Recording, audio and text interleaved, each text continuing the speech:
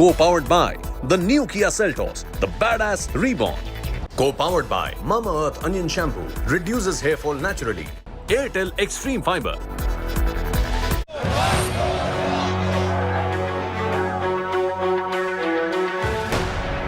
As government opposition lock horns in Parliament,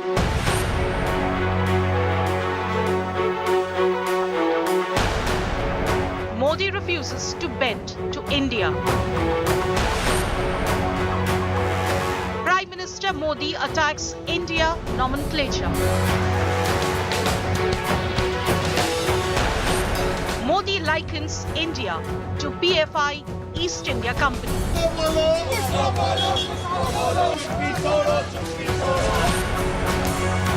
India hits back, accuses Prime Minister of diversion. Prime Minister Modi versus India unspools. Our top focus at 5 p.m. live.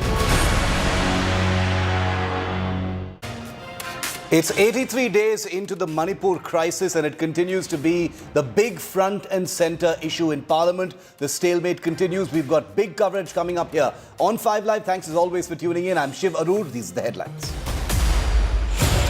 No end to the Parliament logjam despite opposition meet with the chair. India alliance firm on Modi's statement in Parliament. Government says Amit Shah will reply on the Manipur debate. Assam Rifles admits to illegal influx of 718 Myanmar refugees into strife-torn Manipur. The state government asks, how did intruders enter without documents? Big government counter against award wapsi. Parliamentary panel wants undertaking from award recipients. Says don't make awards a political tool. Former Haryana Minister Gopal Kanda acquitted in air hostess Geetika Sharma's suicide case. Kanda was accused in the abetment of suicide of his airline employee Geetika in 2012. National Security Advisor Ajit Doval holds key meeting with newly appointed Chinese Foreign Minister Wang Yi. Doval tells China to build strategic trust and says India is ready to work on the border round.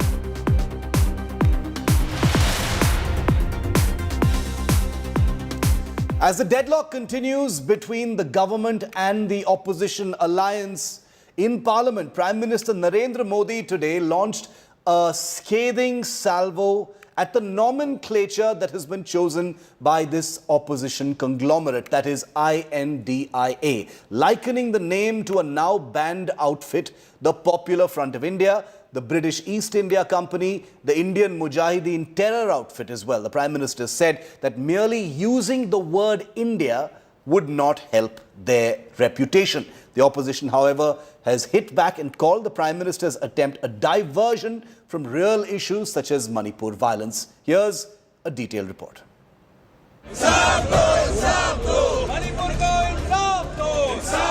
Political sparks fly high over Manipur. The flares now engulf a nomenclature. The unified opposition's embrace of acronym India comes under intense attack from the highest level in the government.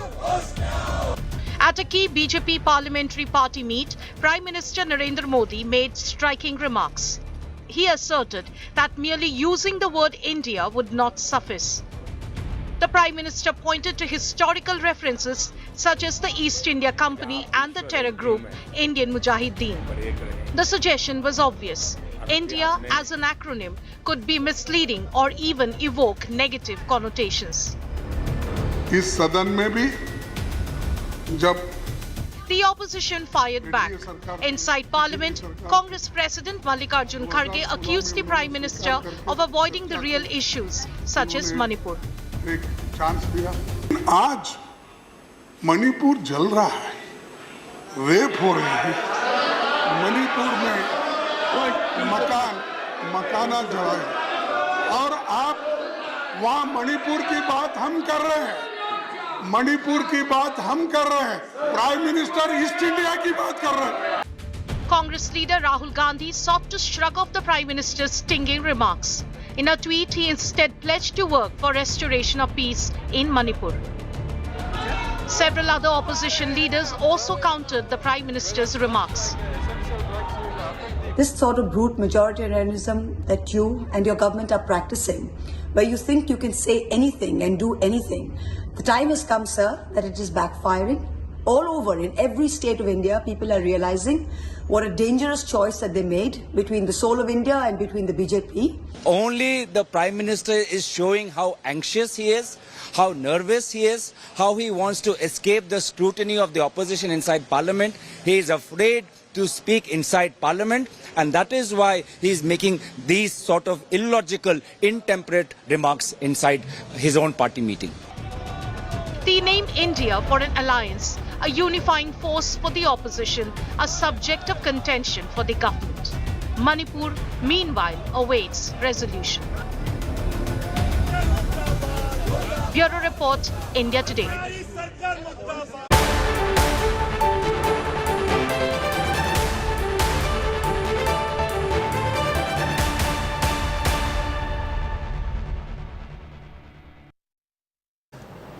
And it doesn't look like there's going to be an end to this impasse in Parliament anytime soon. It's day 4 of the monsoon session, and there's been hardly any properly transacted business in the House. Bills have been passed, but without the necessary and requisite debate. The opposition is adamant that the Prime Minister must make a statement and participate in the debate. The government says it is the Home Minister who will make a statement in any discussion on Manipur. आप सदन नहीं चलाना चाहते, प्रश्नकाल जैसे समय का आप उपयोग नहीं करना चाहते, इस समय महत्वपूर्ण समय होता है। मेरा आपसे आग्रह है कि आप रोज नारेबाजी करते हैं। No end in sight to the impasse in Parliament over the violence in Manipur. नारेबाजी से कोई समस्या का समाधान नहीं निकलना। Day 4 of Parliament monsoon session saw ruckus amid opposition sloganeering and aggressive government counter. संसद की गरिमा को बनाए रखें। Lok Sabha Speaker Om Birla saw no success in breaking the logjam despite all party meet, as the government and opposition stuck to their stands. While the opposition sought a reply on Manipur from Prime Minister Modi alone, the government said only Home Minister Shah will speak. क्यों आप इस पे बात करने के लिए तैयार नहीं है? क्यों मोदी साहब यहाँ नहीं आते और बात नहीं करते? क्यों अपनी बात को नहीं रखते यहाँ पर? क्यों हमको समझाते नहीं है? नहीं, वहाँ जो घटना घटी उसको बोलना चाहिए। बाहर तो बोलते हैं ईस्ट इंडिया कंपनी के बारे में, अरे मणिपुर के बारे में बात करो ना। मैं आपको याद दिलाना चाहता हूं कि जब मणिपुर के इशू पे गृह मंत्री जी ने बैठक बुलाई, ऑल पार्टी मीटिंग, तब भी उन्होंने कहा मणिपुर पे चर्चा करा। प्रधानमंत्री जी वाला विषय उस समय नहीं था। The government said it was ready to start a discussion on Manipur and crimes against women in states like Bengal and Rajasthan. किसी भी बहन, किसी भी बेटी, किसी भी महिला, किसी भी बच्ची के ऊपर किसी भी प्रकार का दुर्व्यवहार होता है, तो मैं समझता हूँ ये बहुत ही दुर्भाग्यपूर्ण स्थिति है। हमारी बहनें, महिलाओं के ऊपर जो प्रताड़ना, जो उनके साथ दुर्व्यवहार राजस्थान में हो रहा है, जो छत्तीसगढ़ में हो रहा है, जो उनके साथ दुर्व्यवहार तेलंगाना में और पश्चिम बंगाल में हो रहा है, वो भी उतना ही दुर्भाग्य। There are 51 motions.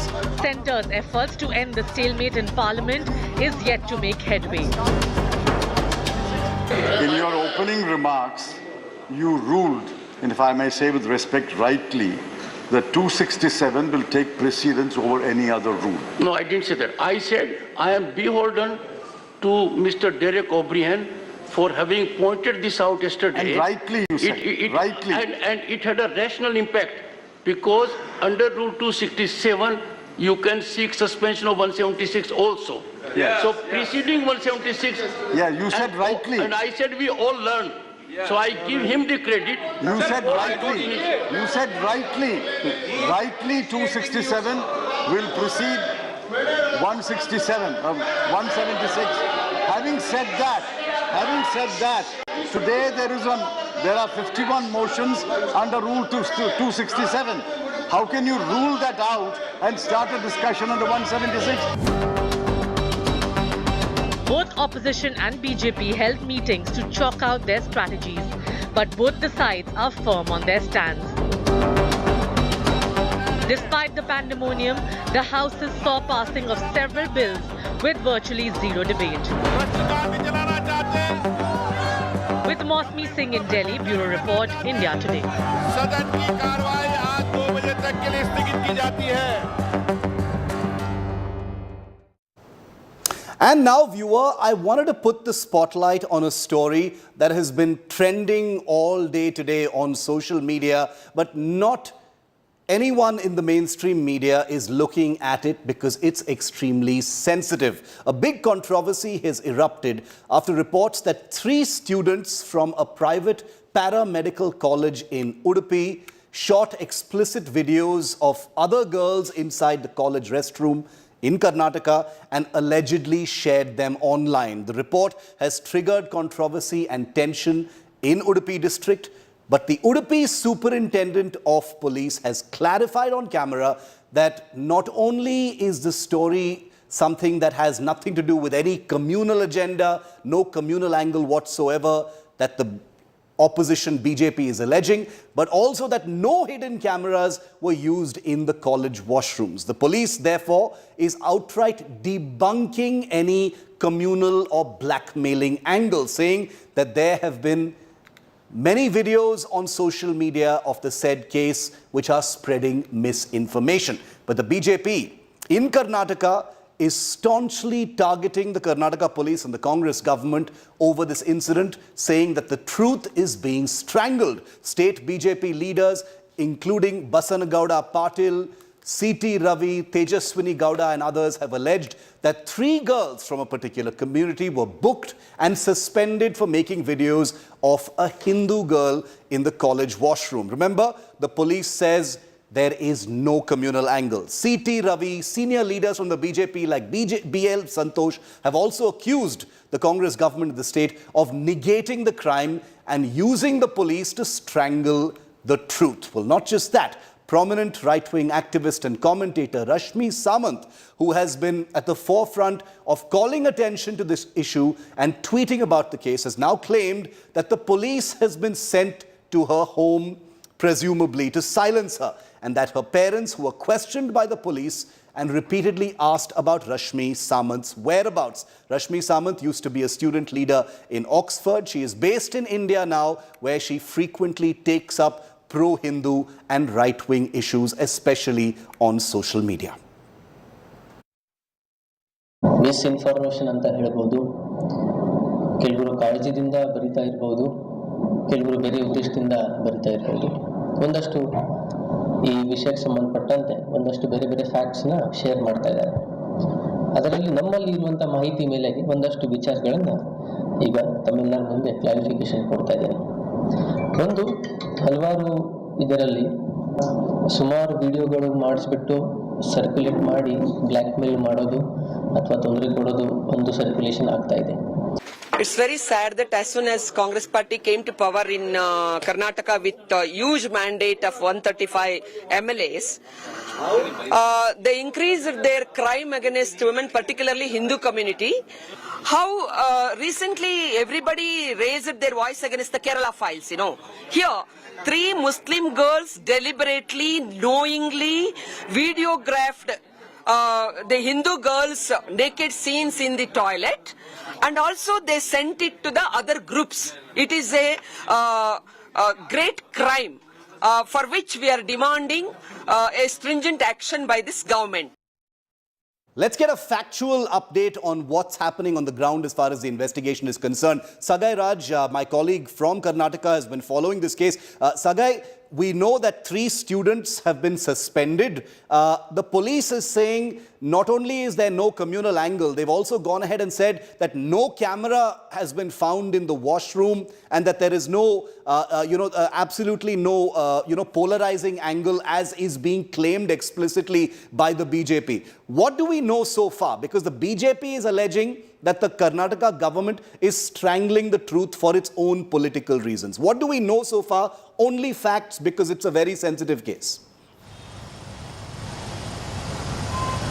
Absolutely. If you have to go by the facts, you have to go by what the officials have to say.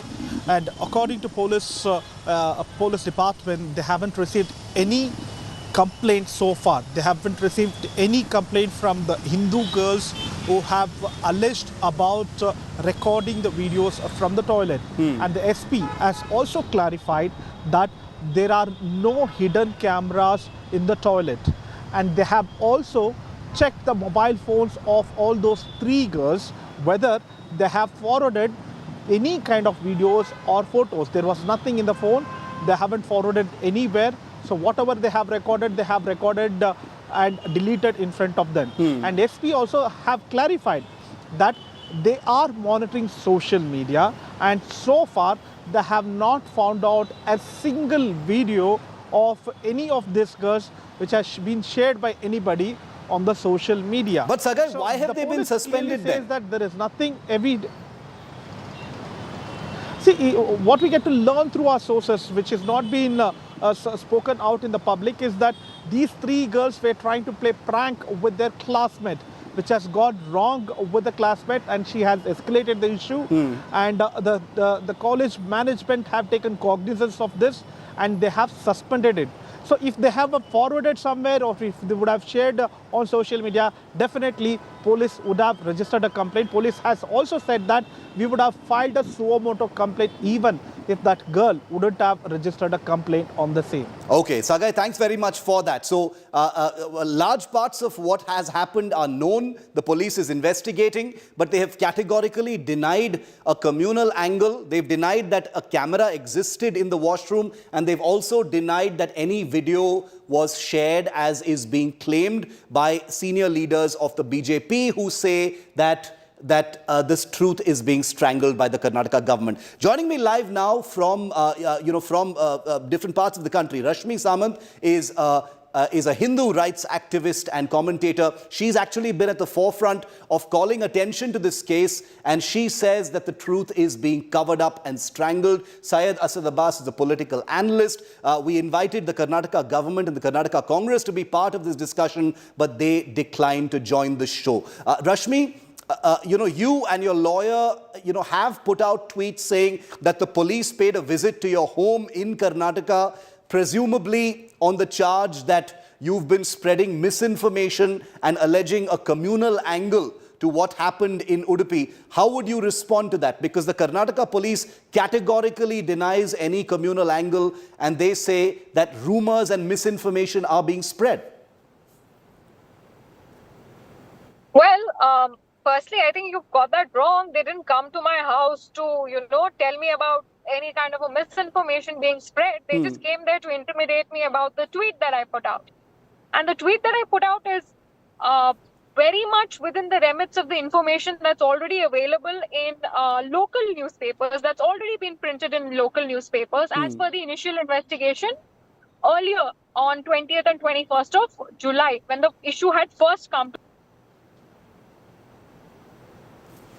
Rashmi, you've got on mute. Yeah. Media for a very long time, after which it resurfaced because I wrote about it, and the minute I wrote about it, the police was very concerned that I've written about it, and they had no mistake I had made in writing so. So I think this is very shady, and the fact that they turn up at a lady's house late at night with no probable cause further goes on to say the intent that they might have had in approaching me, and the kind of intent that they have behind this investigation, because there are so many facets of this investigation which are very dubious, and the videos were taken. So if they are now denying that it's not taken, then they need to take back their statements from 20th of July when it was admittedly so that the videos were recorded of women within female toilets, and they're just going back and forth at this point, making it very shady, and especially their visit to my house with no probable cause makes their stance on this issue very shady. And we've seen that institutional bias and institutions have been used in the past to kind of achieve unfair ends. We've seen what happened in West Bengal. What is to say that the same thing is not happening in Karnataka? The police says that this is misinformation because the investigation is still on. How do you respond to their categorical claims, Rashmi, that there is no communal angle whatsoever? They say there is no communal angle and this is all just a rumor. The journalists have clearly seen Vijayawani, and they've, the names of the girls who were the perpetrators of the crime. You can clearly see that the victims were from another community. So if you want to decommunalize just because the victims are Hindus, and if you want to communalize only if the victims are a minority religion, then I find it absolutely disturbing, and this level of hypocrisy has no place in our society. I think we need to point to communal issues in our society, even if the victim religion and if they're not from a minority community. This is something that we've been seeing double standards. Okay, that video has frozen. We'll try and reconnect with Rashmi, but there have been some local reports which have also described what has happened as a prank, that has escalated into a situation where some sections are calling it a communal act, where persons from one community were recording videos of persons from another community and sharing them widely. The police say it is absolutely nothing to do with what really actually happened, but is being investigated right now. But the BJP senior leaders, including the Udupi MLA, Yashpal Suvarna, visited Rashmi's parents a short while ago and actually spent time with them. So the BJP is taking this up in a big way, which is not surprising given that in the last year, in the run-up to the elections that happened, many polarizing issues have been front and center, especially in coastal Karnataka, where Udupi is. I want to bring in Syed Asad Abbas in on this. Syed, what do you think of what Rashmi is saying? The police visit her. She says they visited to intimidate. The police is saying that this is rumor mongering and misinformation, but we still don't know many of the facts in this case. Those 3 girls were suspended, but the police say no, no communal angle, no cameras, no sharing of videos. How do you respond? What do you say? I always believe, Shiv, that with great power comes great responsibility and equal accountability. I've known Rashmi, yes, she's an activist, I followed her work, but the fact of the matter is she compared this incident to 1992 Ajmer case. Respected ma'am, what proof, prima facie, what evidence do you have, what proof do you have, on what basis, what evidence, what logical conclusion did you reach it out to a 1992 Ajmer case? The fact of the matter, only because people who are involved are of certain religion or not. How do you bring in the communal angle? Crime is a crime, Hindu or a Muslim. But you can't anyway put it, okay, this is Hindus as Muslim. If 2 students have gotten together, they've committed a wrong crime, treated as a crime. But bring in ma'am, allow me to finish, please. Thank you very much. Yeah, let him finish. I'll come to you, Rashmi. You can answer once Syed finishes. But bringing in a communal color to this for what? And BJP coming into play? Let me tell you, the Karnataka police has categorically stated that there is no blackmailing involved. On the grounds of the case, there is no hidden cameras used. Those who are found to be guilty or of the crime have been taken off, suspended. But the fact of the matter is, why make it Hindu-Muslim? On what grounds? BJP, we all know, Shiv, BJP lost the ground in Karnataka, swept off. And now they want to make this a Hindu-Muslim issue. When will they learn? Udupi, Mangalore coastal belt became a communal political laboratory. We don't want that. We want to exist as Indians, not as a Hindu, not as a Muslim. No, making an issue out of this, treat it as a crime, but do not bring in a communal angle. My question to Rashmi Samant is, Madam, you compared it to a 92 Ajmer case. On what grounds? Let Rashmi answer that. Rashmi, go ahead. My Hindu has been killed, okay? You don't give me this, theory of...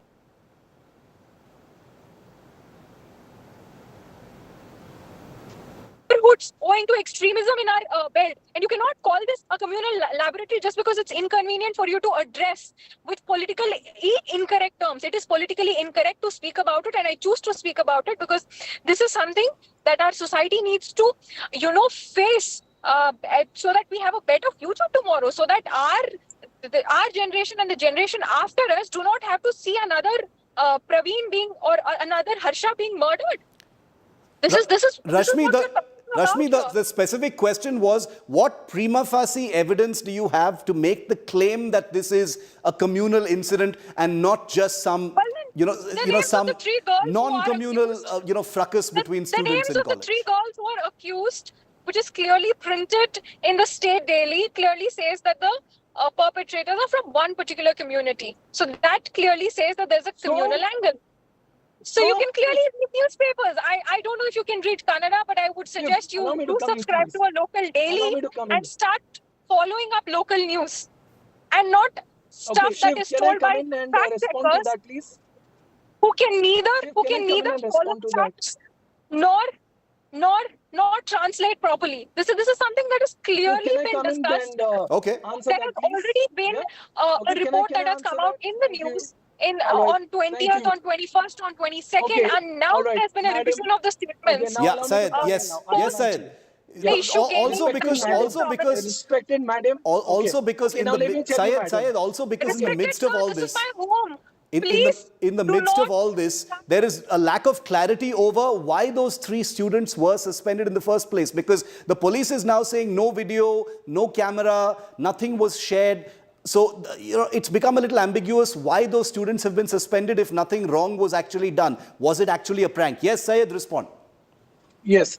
Firstly, Shiv, I give an open challenge to Rashmi Samant that kindly give any evidence, logical proof. Very smartly, she's not talking about. She clearly mentioned that this is linked to the 92 Ajmer case, which was absolutely wrong. That what happened was a catastrophic disaster. That was completely communal. But you're relating this to that? You've not taken up my challenge, madam. You've not given me one Let's give Rashmi for evidence. Let's see if Rashmi wants to answer that. Hindu-Muslim. Rashmi. Last point. I want to raise this question with your government. She mentions of Syed, let Rashmi answer. Her link is a little weak. Rashmi's link is a little weak. Let her just answer. Then I'll come back to you. Yes, Rashmi. Okay.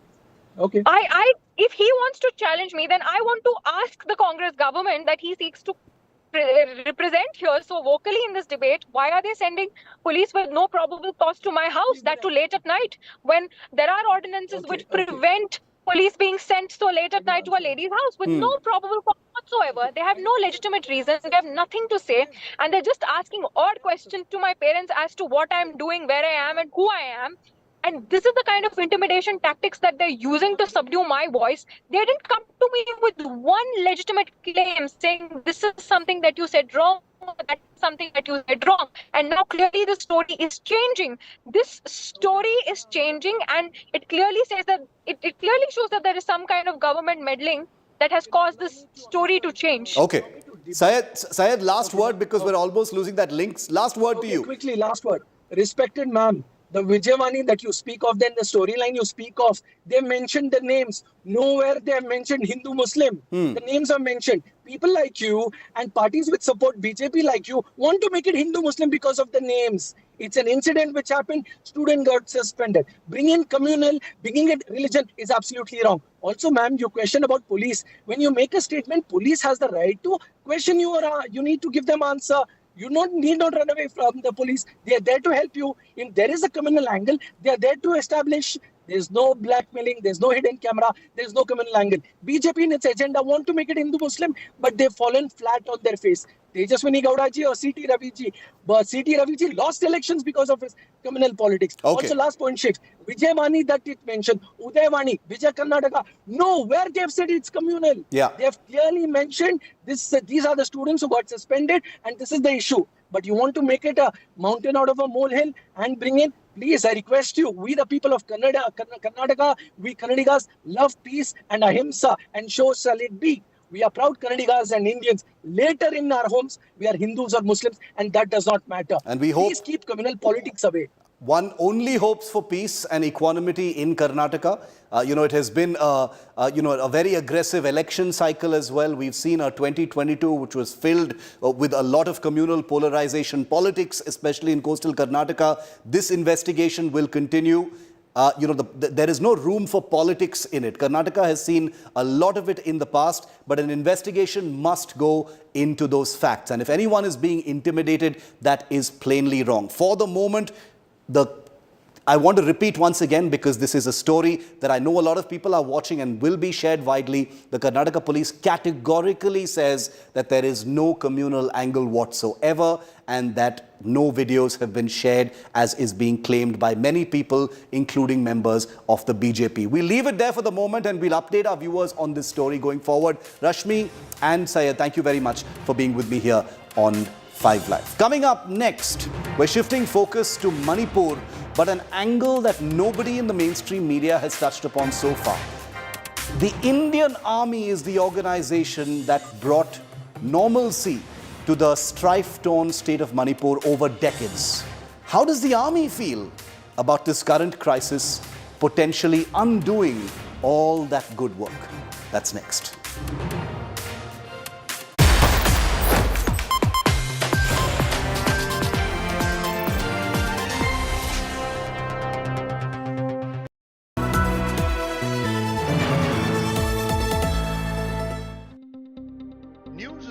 Putting people first. Just look at the queues right across. About asking the right questions to those in power. Is money power being used to bring down elected governments? Who will be held accountable for ministerial corruption? It takes no sides. माँ का दर्द एक दर्द कोई नहीं समझ सकता उस दर्द को. It reveals. It heals. Angry people came out on the streets. Is this the kind of justice system we want in this country? News is all heart and no hatred. Bilkis Bano आज क्या कहना चाहेंगी आप? हमारे साथ जो हुआ है किसी के साथ भी नहीं होना चाहिए. Experience the news. With me, Rajdeep Sardesai, only on India Today.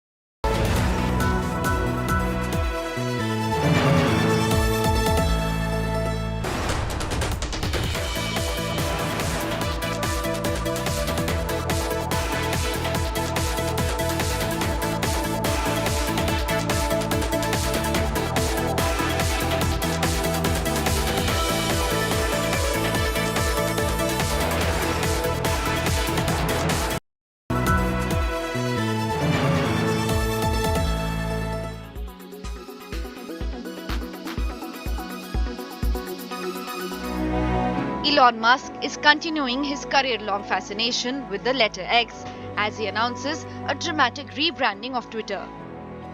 Musk's affinity for the letter in both his professional and personal life has been growing for 25 years, though he has rarely ever given a reason. One of the Musk's first ventures was known as X.com, first launched by Musk as an online banking and financial services platform in 1999. A year later, he was forced to step down from his role as CEO of the firm. 3 years later, he made $165 million when the site, by then merged with PayPal, was bought by eBay. Musk would later buy the domain X.com back from PayPal in 2017. That site now directs people to Twitter. That domain was Musk's first major use of letter X, but not his last. 3, 2, 1, engine full power. Musk is also the founder and CEO of SpaceX, which is formerly known as Space Exploration Technologies Corporation. Tesla, where Musk is CEO, sells the Model X, which went on commercial sale in 2016. The car, a mid-size luxury crossover SUV, is recognizable by its Falcon doors. Musk also infamously brought the letter into his personal life, giving his son the letter as a nickname. Musk and his former partner, the musician Grimes, raised eyebrows in May 2020 when they revealed the name of their newborn son, XAE-A12. The billionaire is said to have given the little boy 3 the nickname X for short. How will this X factor now impact Twitter and his future? Only Elon Musk knows. Bureau Report, India Today.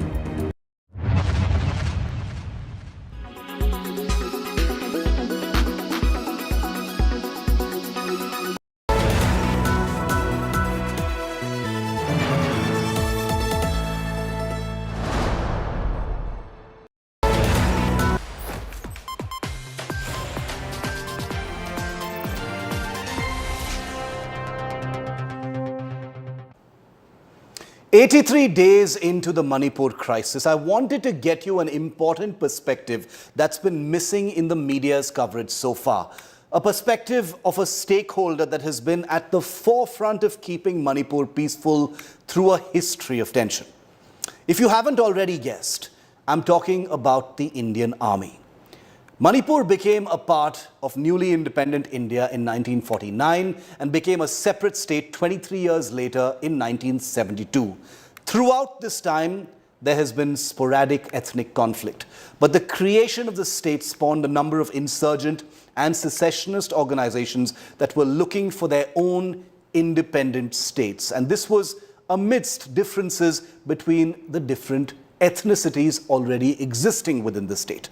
In 1980, the Chaudhry Charan Singh government, when he was Prime Minister at the centre, declared Manipur a disturbed area and brought in the Armed Forces Special Powers Act, or AFSPA.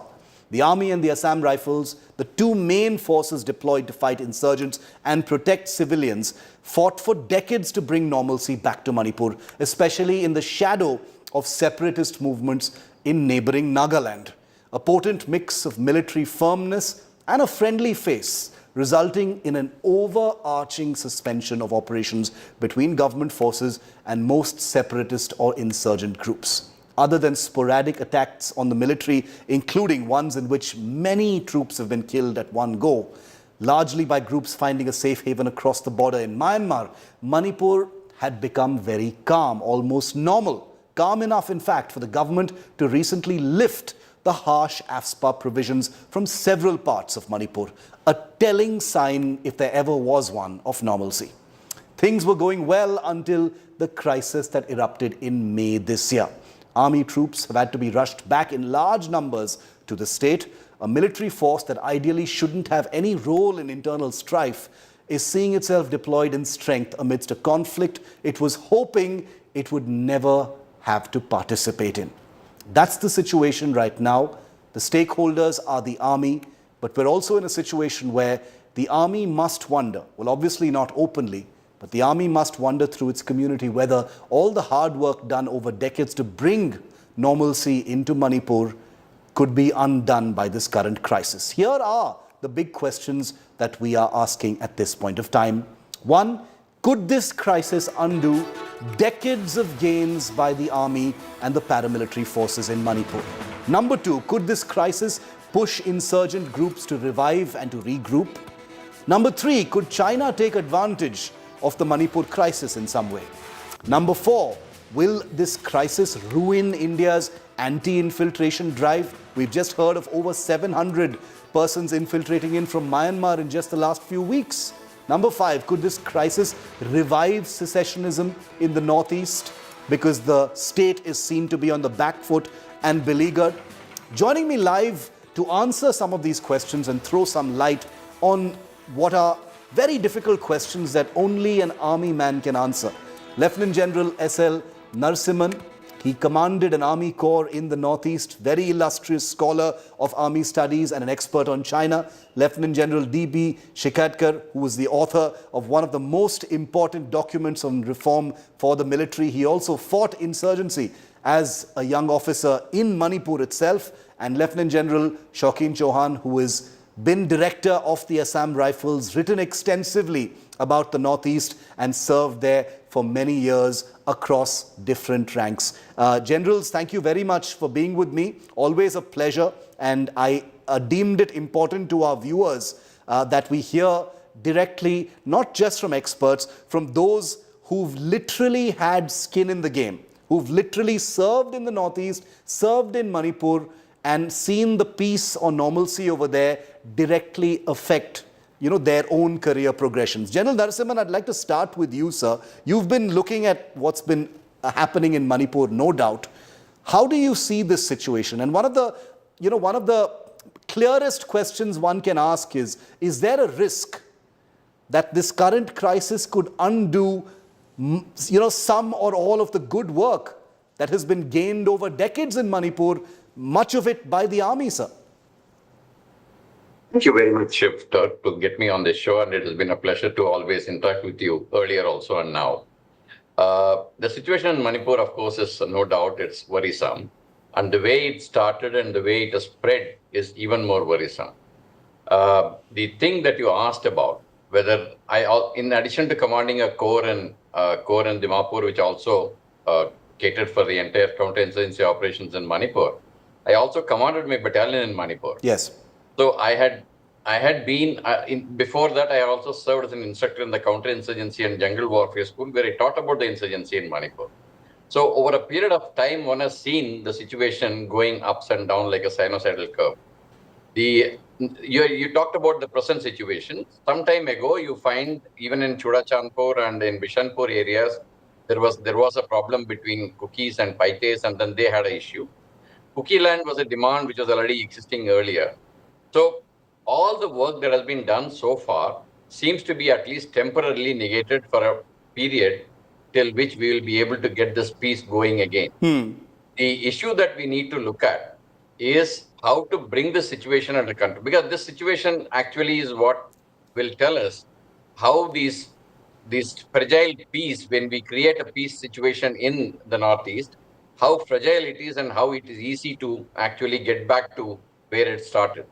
So what we need to do at this point in time is to look at how to ensure that the violence doesn't take place, how to get the weapons that have been looted or brought back into the accounting, and ensure that peace prevails in Manipur, at least temporarily, before we can get into talks with many of the groups, which the Home Minister did when he came to Manipur. That kind of a thing is something that we need to look at. And the issue that we need to keep in mind is simply that we need to treat it as a temporary phase, and we should work hard to get back to the peace situation that was prevailing earlier than when it started. Okay, very clear answer that there is a risk of things deteriorating if the imperative of normalcy is not brought back at the earliest, because each passing day, we are on day 83 now, with each passing day, things become more and more unpredictable on those bigger picture issues. General Chauhan, you've been Director General Assam Rifles. You've served in Manipur. You've been, up close. You've had a ringside view of how Manipur has changed over the years. Before this current crisis, things were, as close to normal as it was, probably possible to be. How do you see it, sir? Given the amount of work it has taken to bring Manipur to this stage, General Chauhan, how do you see this current situation and whether it could actually undo some of that good work that you did?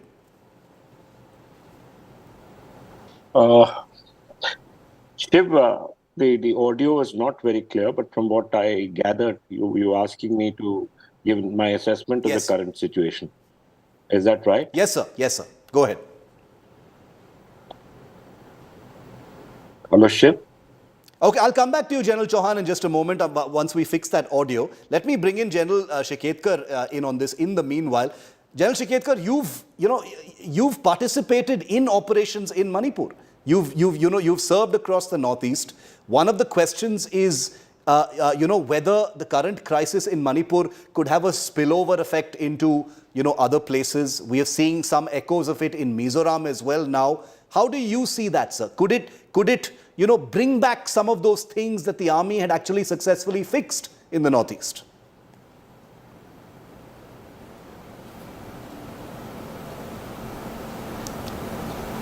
General Shiketkar, can you hear me, sir?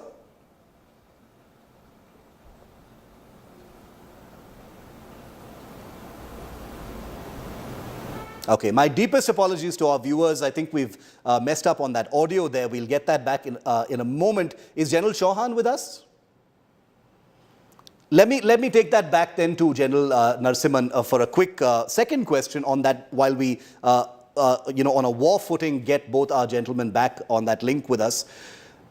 Okay, I think we have General Chauhan back with us. Let me do a sound check with him. Apologies to viewers. General Chauhan, you can hear me now?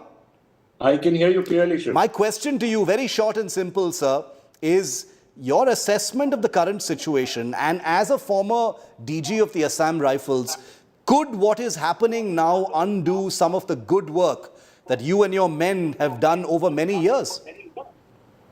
Okay, Shiv. Firstly, thanks for getting me on your show. It's always an interesting, it's always interesting to be on the show to discuss with my peers and people I've admired in my service life. As far as the assessment of the situation is concerned, Shiv, it's important for us to understand that what actually has happened, where and how can the Assam Rifles and the army control the situation, and how can we bring back peace, and finally, how can we reconcile the two communities. So when this violence in Manipur started, the Assam Rifles were functioning with about almost 8 to 10 battalions within the state of Manipur, including 3 in and around the area of Imphal. And there were 3 units in the area of Churachandpur, including 2 looking at the IB between Manipur and Myanmar, and 1 inside to look at the counterinsurgency. So in all these forces were very inadequate because a lot of forces of the army had been moved to the borders of Arunachal Pradesh, mainly to deal with the Chinese threat or the PLA, creating problems for us all along the Arunachal belt or along the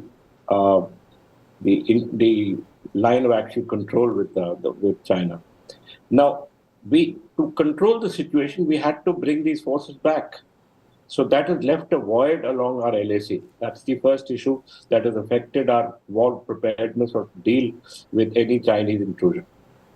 Secondly, the number of forces in Manipur are inadequate. Thirdly, because we had taken out the OSPA from the Imphal Valley to carry out counterinsurgency operations and to carry out any kind of search missions, especially for the missing weapons, we needed to send out a large number of patrols or a large number of columns. Right. These columns had to be accompanied by a judicial magistrate. I was speaking with the Director General of the Assam Rifles a couple of weeks back, and he was telling me that, sir, on any day, we are sending out between 150 to 180 columns inside Manipur. That means there's a requirement of 180. General, I apologize for interrupting you. I'm coming right back to you. The Home Minister, I'm told, is addressing the Lok Sabha on the Manipur issue. We're just going to cross. I'll come back to you. विचार किया जाए, जो सदस्य इसके पक्ष में हाँ गए, जो सदस्य विरोध में ना गए, मेरे विचार में निर्णय हाँ वालों के पक्ष में हुआ। विधेयक पर विचार करने हेतु प्रस्ताव को स्वीकृत किया गया। अब सभा विधेयक पर खंडवार विचार करेगी। सोगत राय जी संशोधन के आह्वान। सोगत राय जी, N.K. प्रेमचंद्रन जी, माननीय सदस्यों श्री N.K. प्रेमचंद्रन जी और Shri Okay, that is a brief statement that was made by the Home Minister. He didn't mention anything about Manipur. We'll get back to that in just a minute. Apologies, General Chauhan, you were saying, but on that specific point, sir, about you've explained to us how it works and the way that there is a void that has been left as far as force levels are concerned. But do you, as someone who served there, feel that this current situation could damage the good work that has been done over decades, sir? There is no doubt, Shiv, because we had been able to establish an excellent rapport with the people. We had been able to establish an excellent grid that dealt with the minor problems that happened. But the internecine, inter-community problem between the Kuki people and the Maitis has actually, though we are very well prepared and though we had all the information, had left us a little unprepared to deal with the kind of violence that erupted after May 3rd. That issue, actually, we were fairly unprepared for. Yeah. And then to deal with the large number of refugees that had to move, the Maiti refugees coming in from Churachandpur and the Kuki refugees being thrown out from the Imphal Valley, have forced us to create a large number of refugee camps. Yes, indeed. We were not prepared for these refugee camps. Okay, that is a harsh assessment. You're saying that it will definitely have some kind of impact, even though what that impact is going to be may not be, fully visible at this stage. But, as someone who, headed the Assam Rifles, to say that there is definitely going to be an impact is itself a very, very sobering thought. General Shiketkar, as a young officer, in different ranks, you've served there, you've fought the insurgency, sir. As a former army man, how does it make you feel to see this current crisis? It's day 83 and it's not over yet, sir.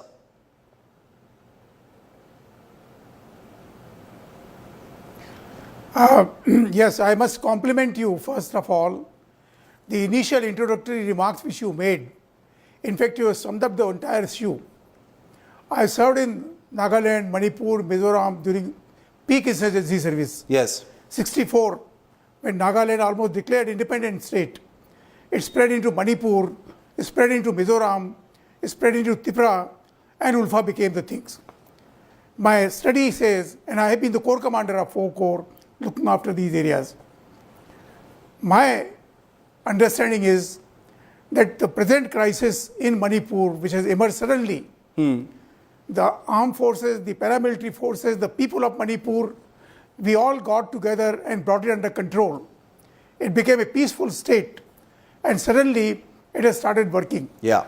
So much so that our leaders have called Manipur or Northeast as a gateway to East. Manipur provides you the entry into Myanmar, into Thailand and other part. That is the geographical importance. My understanding is there is a footprint of unrest. It is in the control of China. It is under the control of China. MPLA, Manipur Liberation People's Army, Ulfa, even today, they are in Yunnan province and Kunming. The money is there. The weapons are coming. I had operated against Maungami's gang, which was caught, which was coming back from China. 200 people were caught in Nagaland, and I was terrorizing them. My understanding is there's a long-term strategy on the part of China, and unfortunately, in our own country, we have people who have sympathy not to India, not to the government of India, but to somebody else. That is the problem which is being created. Manipuris, Imphal Valley, I know it backwards, General Chauhan mentioned, General Narasimhan mentioned, very peaceful, loving country. They perform all the rights which are there. I wanted to. There's a problem. General Shiketkar, since you mentioned China, and I'm almost running out of time, I wanted to get a quick word in from General Narasimhan, because he is, an expert on China issues. General Narasimhan, would you quickly weigh in on that? Could China take advantage in some way of what's happening in Manipur? Two things on this, Shiv. Ever since you gave those questions, I've been thinking about it, even before. One, the insurgency in Manipur as well as in Nagaland and Mizoram was supported by China in the early 60s and 70s.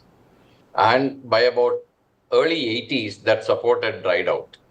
But in between, there are, like the General Shakatkar mentioned, Yes. there have been reports of people meeting in Ruili. Some support to Ulfa and other things that come up.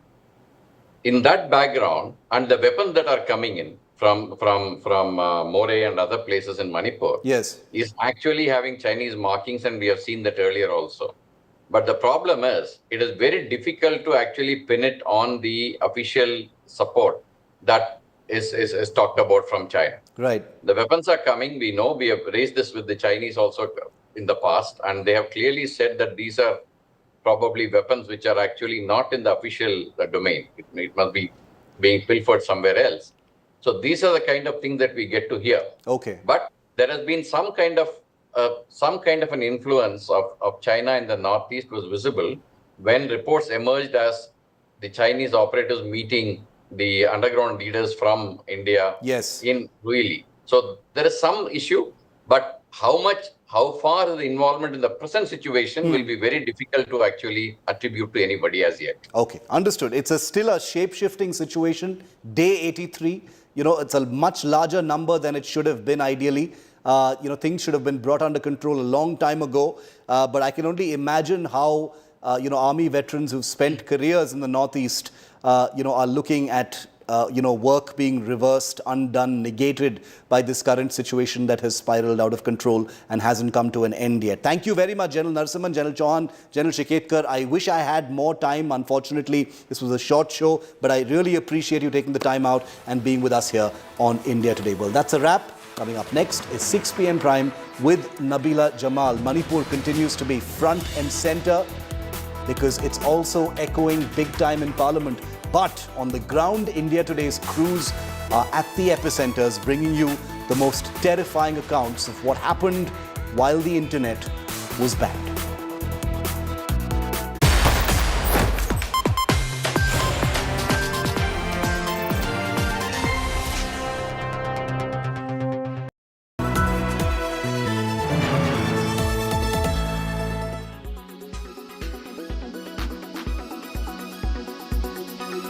Diary है जो CM साहब, जो गहलोत जी हैं, उन्होंने आपको phone किया था जब ईडी की रेड्स हो रही थी और उन्होंने बोला था जैसे तैसे राजेंद्र गुड़ा जी ये डायरी निकालो। आप कह रहे थे कि आपने ये डायरी निकाल ली और इस डायरी में सारा करप्शन का सारा चिट्ठा है, कांग्रेस का जो राजस्थान यूनिट है और सीएम तक का अशोक गहलोत जी का भी। आज उस रेड डायरी के जो पन्नों में से पढ़ दीजिए राजेंद्र गुड़ा साहब, पूरा चिट्ठा साफ कर दीजिए, क्या करप्शन के चार्जेस हैं इस रेड डायरी में? मैं तो पब्लिक करने के लिए गया था, हाउस के अंदर टेबल करना चाह रहा था उसको। स्पीकर साहब ने हमें इजाजत नहीं दी, मैं तो टेबल कर रहा था। फिर कांग्रेस के सारे मंत्रियों ने, विधायकों ने मुझे चारों तरफ से घेर के मेरे से छीन ली वो डायरी। कांग्रेस के विधायकों ने घेर लिया और छीन लिया, पर गुड़ा साहब फोटोकॉपी तो होगी, एक ऐसा डॉक्यूमेंट जो पूरी सरकार को हिला सकता है, गिरा सकता है, सीएम की कल्पेबिलिटी, जहां पर आप खुद कह रहे हैं कि करप्शन चार्जेस जिसमें सीएम तक आपने अलेज किया है इस डायरी में थे, उसकी फोटोकॉपी नहीं रखी आपने?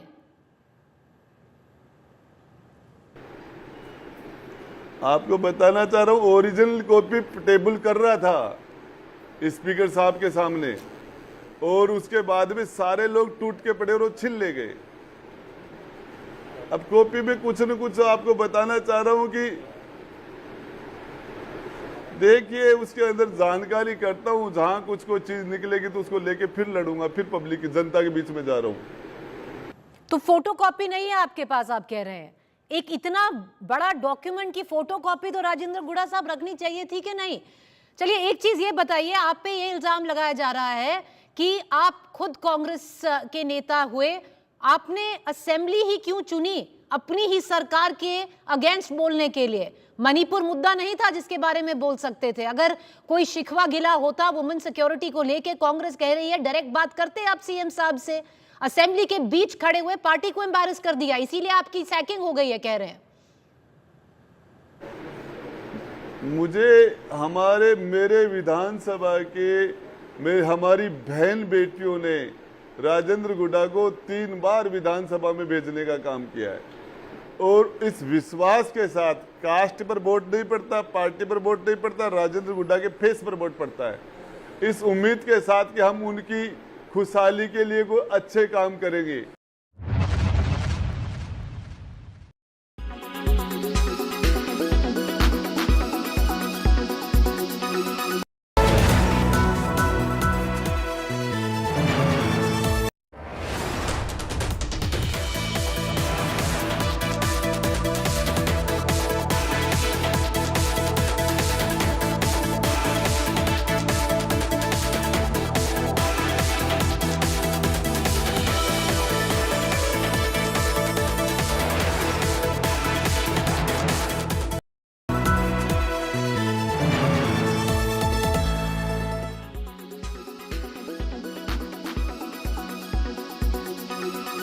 I want to ask you, how far is 21,000 on the Nifty now?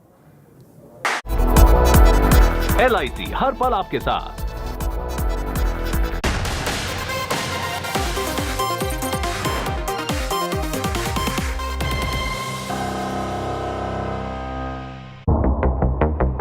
"83 days of violence in Manipur."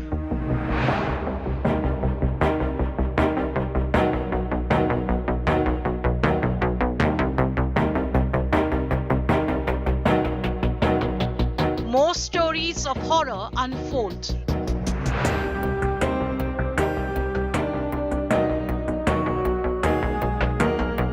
Wife of freedom fighter burnt alive.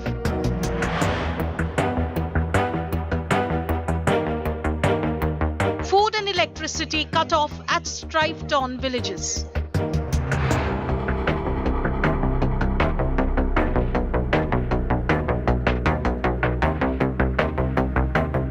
Angry protest spill over to neighboring states.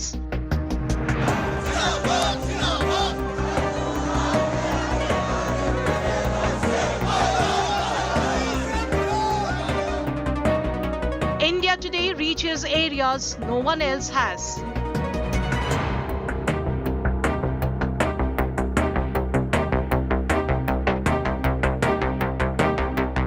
Manipur is burning. Our top focus on 6 p.m. Prime. And that's our top focus right here on 6 p.m. Prime. I'm Nabila Jamal. It's been 80 days and counting. Manipur continues to burn. Many questions raised on the failure of governance along the northeastern state. Peace is far from achieved. We're still looking at violence, and India today has reached areas which no other channel has. I'm going to cut to the headlines first before I bring to you a special report on all the updates. Manipur.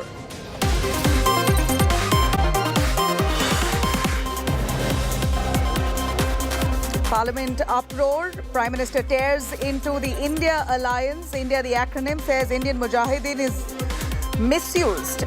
They also misused the word India. So did East India Company. Congress hits back saying the Prime Minister is losing focus, speaking on East India Company instead of Manipur. Assam Rifles admits to illegal influx of 718 Myanmar refugees into strife-torn Manipur. Manipur government asks, how did intruders enter without documents? And big government counter against award Wapsi. Parliamentary panel warns undertaking from award recipients, saying they won't make awards political tools. Now you have the Congress versus Congress in Karnataka. 20 MLAs write to Chief Minister Siddaramaiah over ministers not responding to requests for funds. D.K. Shivkumar claims Operation Singapore conspiracy. And NSA's Ajit Doval holds key meeting with newly appointed China Foreign Minister Wang Yi. Doval says China to build strategic trust and says India is ready to work on border row. And amid the suspense over his disappearance from public eye, China removes Qin Yang as foreign minister, replaces by former foreign affairs spokesperson Wang Yi. He's been replaced.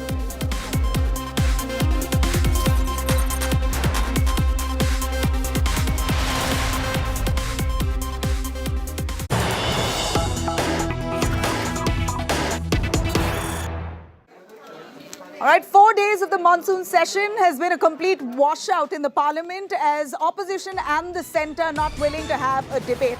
While you have the big update now, Amit Shah, the Home Minister, says the centre has been waiting for a debate on Manipur, but it's the opposition running away from it. Here's the big news as Amit Shah says, government isn't afraid.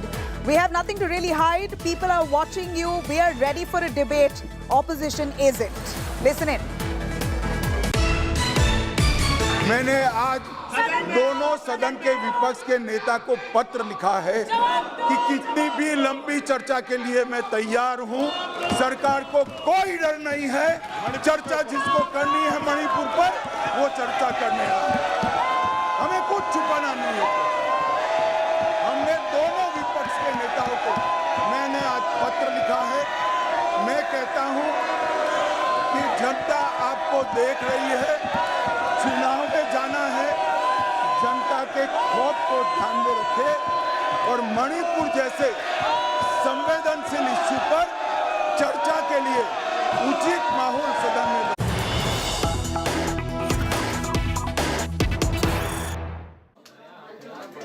All right, now close to 3 months of violence in Manipur, the government, only to achieve peace, had suspended internet services. And now in the big development that's coming in, Manipur has partially restored its internet. So, internet ban has been partially lifted. Only internet broadband has now been restored. Ban on mobile internet services continue in Manipur. We know that it's been over 83 days that violence still continues in parts of Manipur. At a time like this, the government has decided that they lift the partial ban. In fact, the government has now decided to restore broadband services while mobile internet services continue to be suspended. We know that Manipur in areas, many of those areas there have been completely cut off from normalcy. In fact, there's no food supplies, electricity has been cut off. And internet was something that's been fully banned for the last few months ever since the violence began. But now in the latest and possibly in a positive move here, we're looking at a partial ban that's being lifted on internet services. Broadband has been restored in Manipur while the mobile internet services still remain suspended. Manipur continues to burn. We're looking at least 80 days that the violence has marred different parts of the northeastern states, and it raises certainly a lot of questions on the failure in governance. Clearly questions raised even in the parliament, and that's what's resulted in a logjam between the opposition parties as well as the ruling. The centre saying that Home Minister Amit Shah will address the problem, opposition demanding that Prime Minister Modi himself be part of the parliamentary proceedings addressing the matter. And now we see that some action taken in a positive direction when it comes to Manipur's internet services. That's really left life completely out of gear. Now we hear in the latest that Manipur broadband services has been restored now. Internet services on the phone, though, still remain suspended. This is the big update coming in Manipur. Of course, there's many lives that have been lost. The Meta and Koki community clashes, the ethnic conflict still continues. We see that the Koki community had carried out a huge solidarity march earlier today, and it's spilled over now even to Mizoram. Neighbouring states also continue to protest on the situation within the northeastern region. What's happening in Manipur has really now jolted the conscience of people across India. Post that video that went viral of 2 girls being stripped naked and paraded before they were gang raped.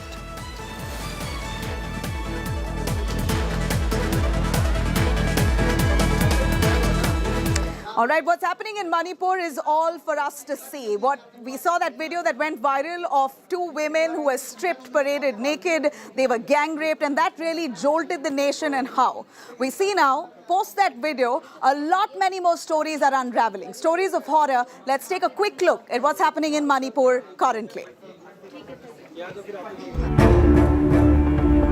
Days after a video of 2 Kuki Zomi tribal women being stripped naked and paraded went viral, more horror stories are coming out of Manipur. On May 4th, a similar crime took place in the state capital. 2 young women who used to work at a car wash facility in Imphal were allegedly abducted, gang raped, and murdered by a mob. The victims belonged to the Kuki Zomi tribal community. The mother of one of the victims filed a complaint. An FIR was registered on May 16th. The FIR says the women aged 21 and 24 were at a rented house when a mob entered their room and allegedly raped them before killing them. When the problem gets started, her mother rang up twice, but she did not pick up the phone. But the last moment, one lady's Métis woman picked the phone. Whether you want your daughter alive or dead, she said to her mother. At that moment, they put up the phone. Later on, we knew that the lady was dead. They were tortured to death, and there are another girl from your same village, right? Mm-hmm. The two girls worked together in a Gama car wash. So the two were killed in the same day. There are horror stories from both sides of the Meitei-Kuki divide. An 80-year-old widow of a freedom fighter from the majority Meitei community was locked inside her house and set on fire by an armed group in Kakching district. उस दिन जब हमला हुआ, माँ को क्यों छोड़कर आए थे? क्या उन्होंने बोला था या फिर वो चल नहीं पा रही थी? माँ तो मॉर्निंग का और कुकी मिलिटन में आया है, घर भी सपी भी है और घर भी सब अग्नि है, जला दिया. The fault lines run deep. These women from the Meitei community have put up barricades and built temporary bunkers to safeguard their territory near the Kuki-dominated areas.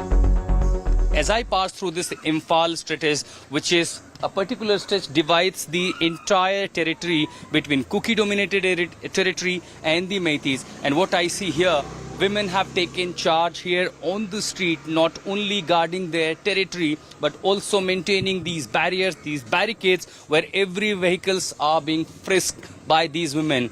And the only reason is that they want safety of their families, their children, and these women, despite that many of them have been victim of the violence, they are standing tall against all odds. These women symbolize the power of women in Manipur. हाँ, डर तो डर है ना, डर हो गया तो हम लोग तो मेरा my village, my children, my family protection करता है ना. डर हो गया तो हम लोग तो सब मर गया तो क्या करेगा?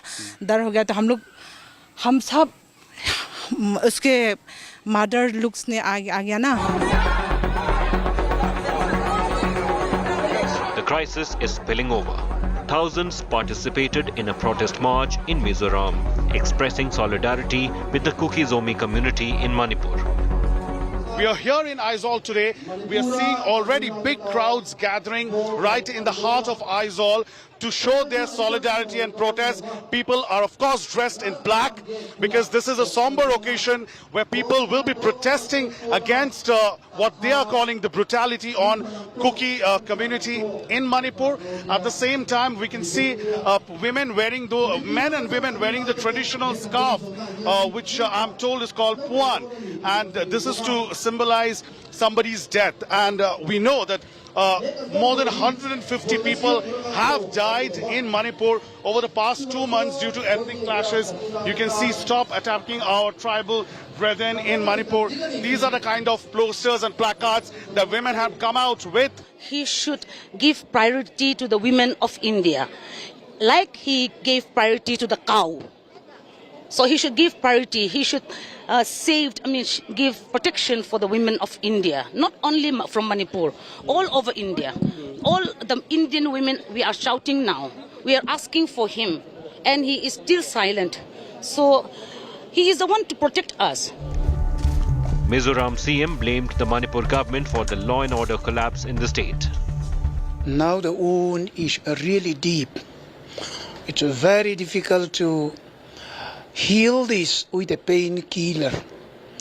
It needs a thorough investigation and a thorough solution, like the doctors doing the operation. Therefore, the situation in Manipur, it's more of an ethnic now. Therefore, I believe that both the government of Manipur as well as the government of India has to try their level best for the solution of this. With Ritik Mondal, Indrajit Kundu and Ashutosh, Bureau Report, India Today. You know, at this point, what we see in Manipur is highly unfortunate. 3 months on that this violence hasn't subsided. It's far from achieving peace anytime soon.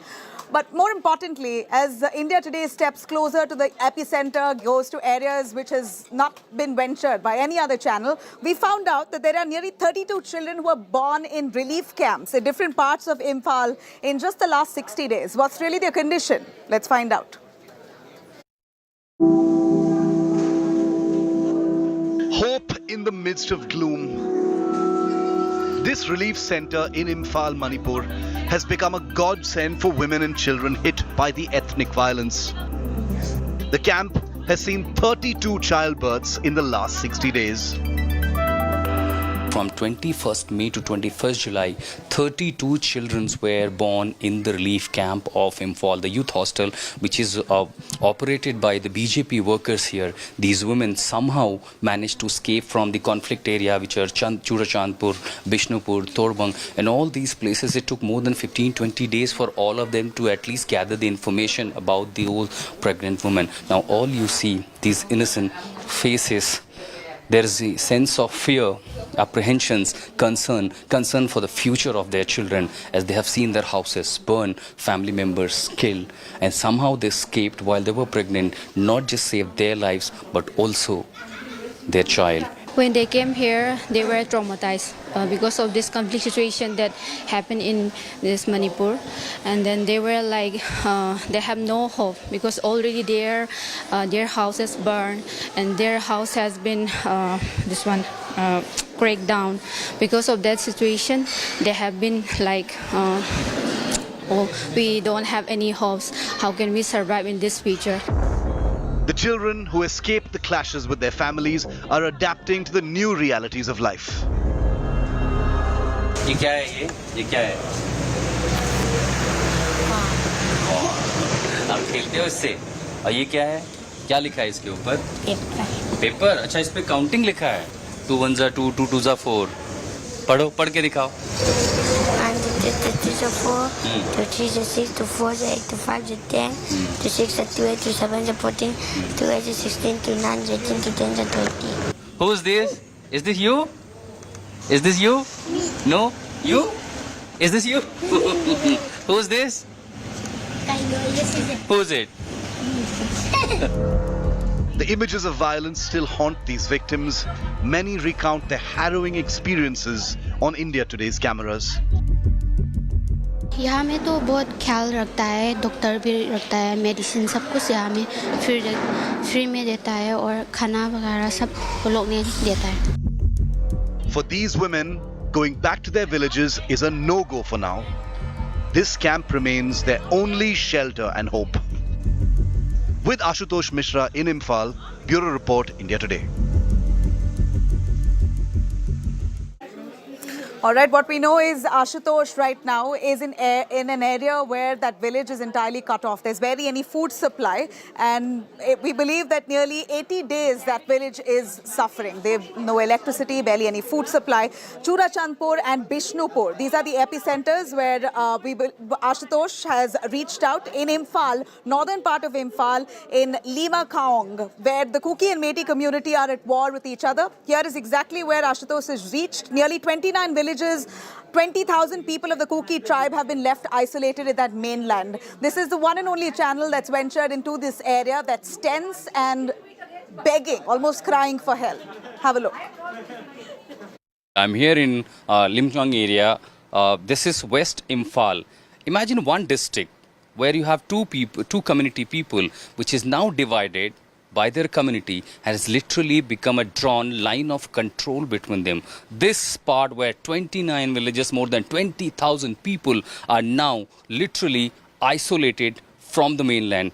These people need medical attention, they need food, they need everything that any human being requires, but for now it left totally isolated, no help reaching out to them. Even during the victim, they have lost several people, there have been injuries, but for now this part remain unnoticed. India Today is at ground in this part of Manipur to bring you the details and tell you the story how these people caught in the crossfire of the ethnic clashes and now needs a solution, needs a longer permanent solution.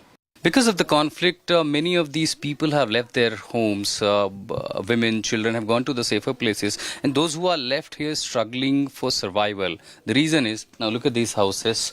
There's a very old lady who's living here with the family. Almost nothing left now. But the what makes it critical is they are running out of food. Now in this house, this is the only amount of rice which is left, and it is sowing season. Of course, they have to go to 12 hours to Churachandpur to bring. In other cases, usual days, just by going 3 to 4 kilometers in the near West Imphal district, there is a big market, and that have been the tradition they have been sharing. They're going to sell their vegetables, bring the dry ration here. But as far as dry ration is concerned, what I see here, some amount of rice, which this family could barely survive for another 2 to 3 days. Only vegetables because they grow locally, that's all they have. And the moment you enter in the kitchen, all I see, this is the only vegetable that they have left, locally grown vegetable. And there I see the elder lady cooking some food in the chula. There is, so that explains the situation and the plight of the poor people who are caught in the crossfire. But as far as the situation is concerned, there are some people who would speak about the current crisis. There are how many such families who are still living in this village and several other villages around, and how are they surviving? Actually, because of this conflict, this violence, around, I should say 60 to 70% of the households are struggling to get their livelihood. Most of them, I should say, are daily wage earner, and now they are finding it hard to get 2 days a meal even. What is the name of this lady? I see only this amount of dry ration left. Yes, they have only this much left, and their livelihood is very, very uncertain. This is also the contribution of some goodwill people from their neighbors.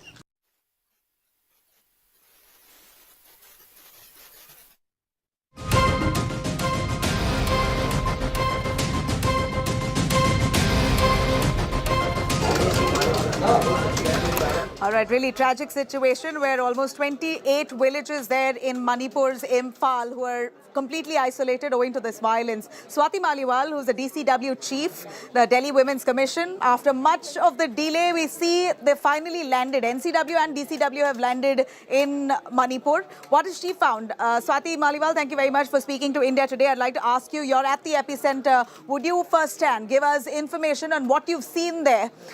2.5 months post the violence, how does Manipur look? I've come from Delhi to see what is the condition of women in violence-affected Manipur.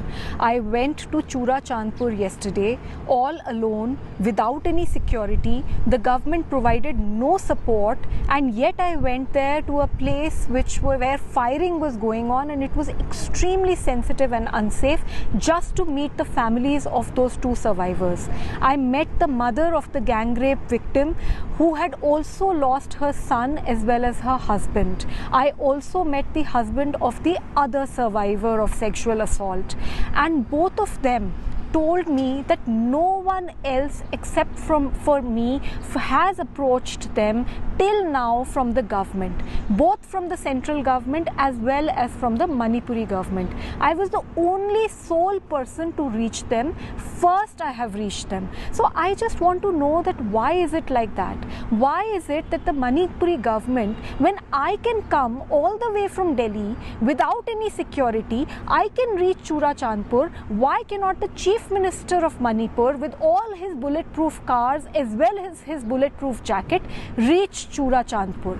The other thing that the survivors told me, that till now they have not got any counselling, they've not got any legal aid, they've not been given any compensation, and they are living an extremely miserable life. So what kind of a state are we trying to build? It is really shameful. I also went to other relief camps. I went to Moirang, I went to relief camps in Imphal, and it's very unfortunate that the government is not supporting these relief camps, which are mostly being run by just local volunteers.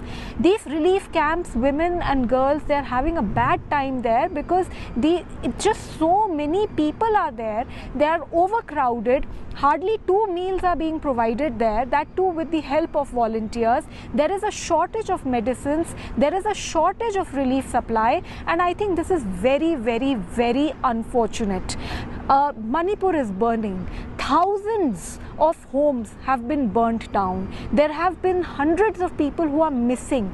There have been hundreds of people who have been killed. There is so much chaos and violence here.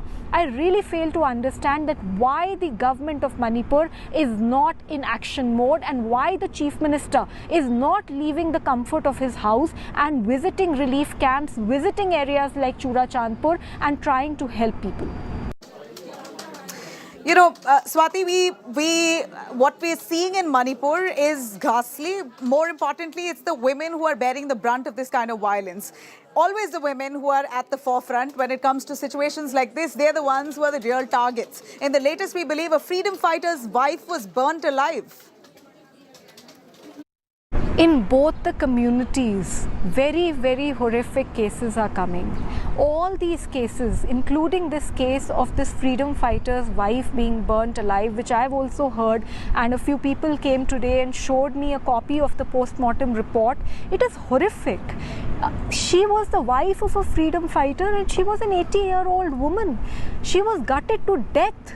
So the kind of horrific cases that are coming are really scary. I met another woman, she's a 70-year-old woman. I met her in Chura Chandpur, and she was just sleeping in her home peacefully, and right next to her there was her boy who was 25-year-old, and he's the only son of this lady. And the moment she got up, she realized that firing has started, and the boy woke up and the bullet hit him and he died on the spot.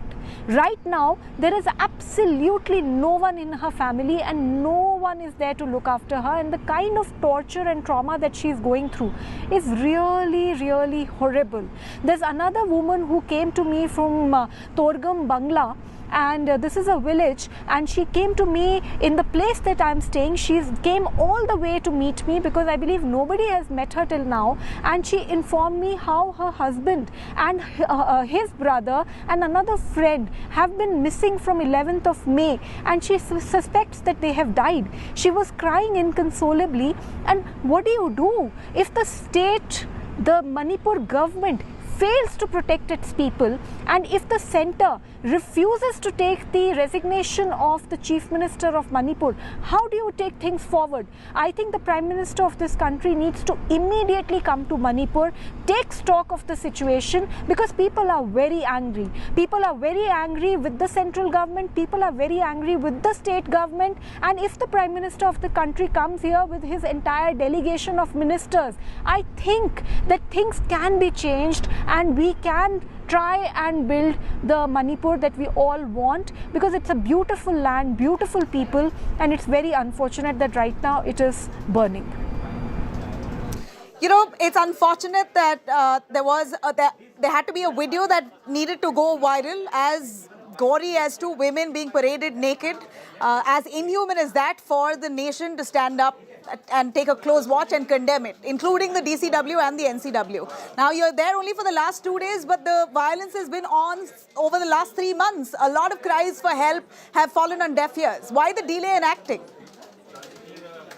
The National Commission for Women has failed the women of this country. There is absolutely no doubt about it. This horrific case of sexual violence that was reported from Manipur, The National Commission for Women had a complaint of it 38 days back, and they failed to take any cognizance on it. The Delhi Commission for Women, without any jurisdiction, without any powers, and I'm sorry to say without any security or protocol, enters this violence-torn region and is able to visit Chura Chandpur and is able to meet those survivors as well as survivors of other communities and various other camps much before the National Commission for Women. It's only when the Delhi Commission for Women came here and met everybody else has the National Commission for Women, I think probably out of embarrassment, finally decided to reach Manipur. I think it is really shameful, and I think that people in these positions of extreme power should be held accountable and they should be asked difficult questions. And I also want to know, is the National Commission for Women, because they have the power and the jurisdiction to do so, have they summoned the DGP of Manipur? Have they asked him hard questions? Have they summoned the Chief Minister of Manipur? Have they asked him hard questions? Because I really want to know, how many relief camps has the government of Manipur set up? What kind of facilities are being provided there? Whether the police has been acted against? Because you see, those girls who were sexually assaulted and paraded naked, they have said that the police handed them over to the mob. How many police officers have been acted against? And the Chief Minister of Manipur has said that there are hundreds of such cases that have happened in Manipur. So what action has been taken in each and every case? So I think that the commission in power has to ask hard questions instead of just acting in a very delayed manner, because then it is just construed as too little and too late. All right, Swati, as you're there, I'd like to ask you, do you foresee peace in Manipur anytime soon? People there are crying for help, begging for peace. What do you think should happen with immediate effect? My heart has really bled in these days because I always wanted to come to Manipur. It was a dream. I really always planned an itinerary where I wanted to visit this place and that place, and I was so excited that one day I will get a particular number of days in my life and I'll be able to visit Manipur. And I had never in my worst imagination thought that I will be entering Manipur in such a horrific time, where I'm just overwhelmed with the mind-numbing stories that I'm hearing. I'm crying, people are crying, but it's so unfortunate that a land which is so beautiful, I mean, everywhere you see, you just see beauty around. It's Jannat. It's so beautiful, and the people are so nice and so welcoming, and yet it is so violence-torn. And I really think that it is a complete failure of the state government, because if they would have acted properly and timely, I really think that violence could have been prevented. And even now, no accountability has been set. The Chief Minister has not been asked to resign. The DGP has not been asked hard questions. The Prime Minister of the country is not coming to Manipur. The Union WCD Minister, the Home Minister of the country is not coming to Manipur. So Manipur is a beautiful land, very beautiful people, and most importantly, it's a part of India. These are Indian people. We have to come here, we have to support, and I also appeal to all the civil society organizations. Right now, the crisis in Manipur is really too big, and as much relief material that can be sent to Manipur will probably be less. So I appeal to the civil society to please come, please give as much relief, as much aid to all sections of society in Manipur so that Manipur can be built again. All right, Swati Baliwal, thank you very much. Let's just hope that your presence, and now even the NCW has landed up, that this really motivates the government to crack down on those perpetrators. Justice should be given to those people who have been violated, more importantly, apart from, of course, restoring peace in the state. Thank you very much. I'm going to slip into a short break. Coming back on the other side, we have a lot of eruptions happening within the Karnataka Congress. It seems like one of their own MLAs, a Congress MLA, has now shot off a letter to Chief Minister Siddaramaiah claiming that at least 30 ministers within Siddaramaiah's cabinet are not working as per rules, and that they're transferring arbitrarily. They're not consulting with the MLAs. Funds are not going out. Basically, there is severe lack of coordination within the officials in Karnataka government. Taking you through that on the other side. Stay with us.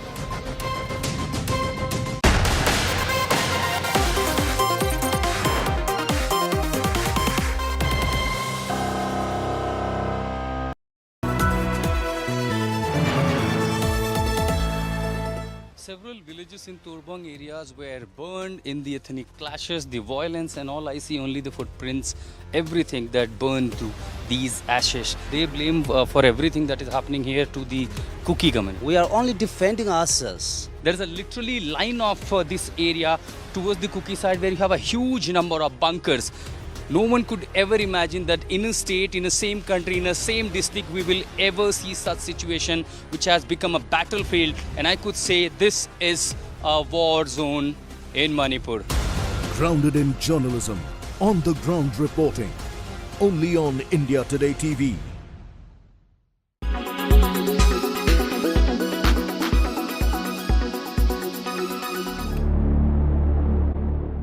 First, it was Himalayan states, then the national capital, followed by the Western India.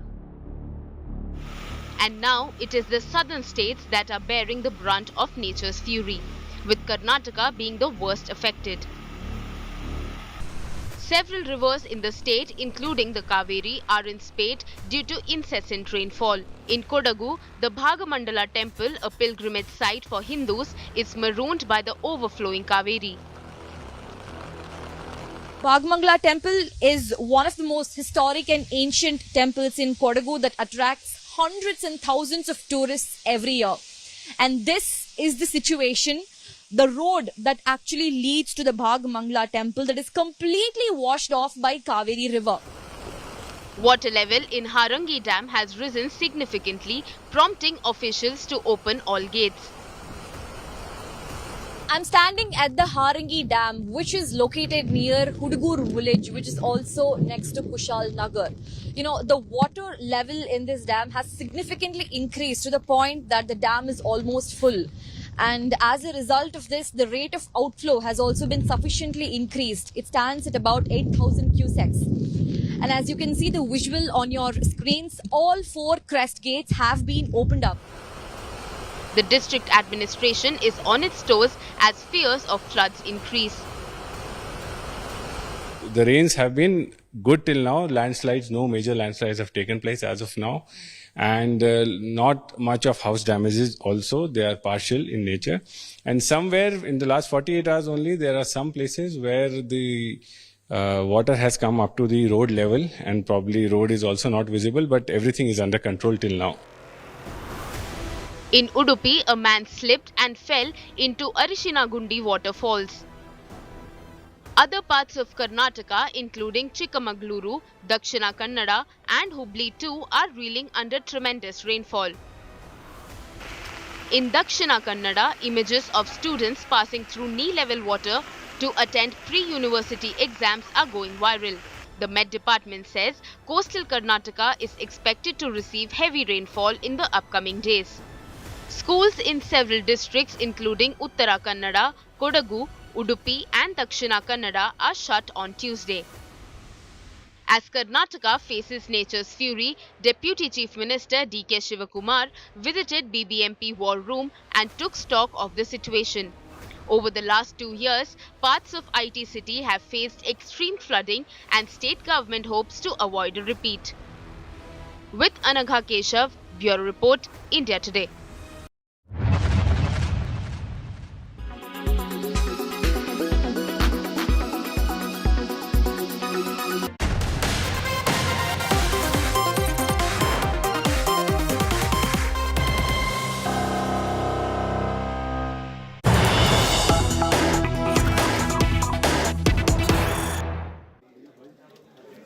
All right, welcome back. We have some news coming in from Karnataka about rumblings within the Congress party. And here's the big news that we bring to you. 11 MLAs seem to be unhappy with the government of Karnataka. They're not happy with the way the government is functioning.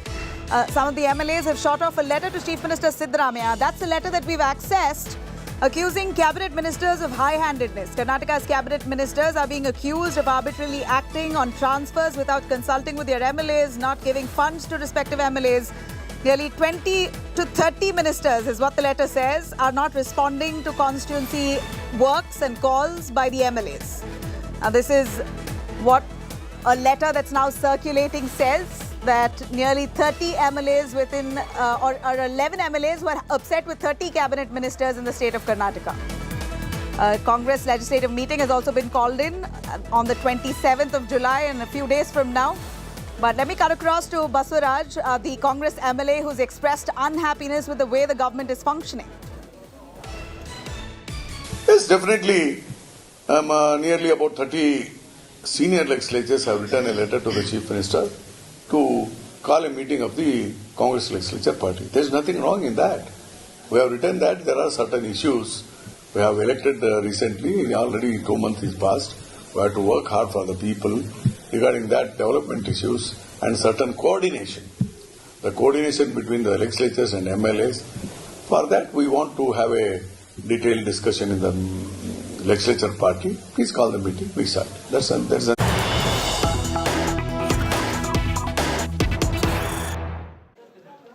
All right, some more updates coming in as it appears that one of their MLAs has taken a complete U-turn on the letter. You have B.R. Patil claiming that it's false. The letter itself is false. After some of the Congress MLAs' letter claiming government inaction has now gone viral, Congress MLA B.R. Patil claims they've only called for a legislators' meeting and that 20 ministers are not responding on funds is something that he says is not true. He says the letter itself is not written, therefore raising doubts on whether that letter is fake or not. Let me cut across to B.R. Patil who takes a U-turn justifying on the issues that now prevail within the Karnataka Congress, saying all is well, it's only a legislators' party meet that they've scheduled. There is no background to it. It's just a party gathering. कौन letter जो लिखा है ना उसका बारे में आप complaint करेंगे पुलिस को कंप्लेंट दे रहा हूँ पुलिस कंप्लेंट दे रहा है पुलिस कब देंगे सर अभी दे रहा नहीं कौन किसने किया है साजिश आपके हमारे खिलाफ बीजेपी वाले ने किया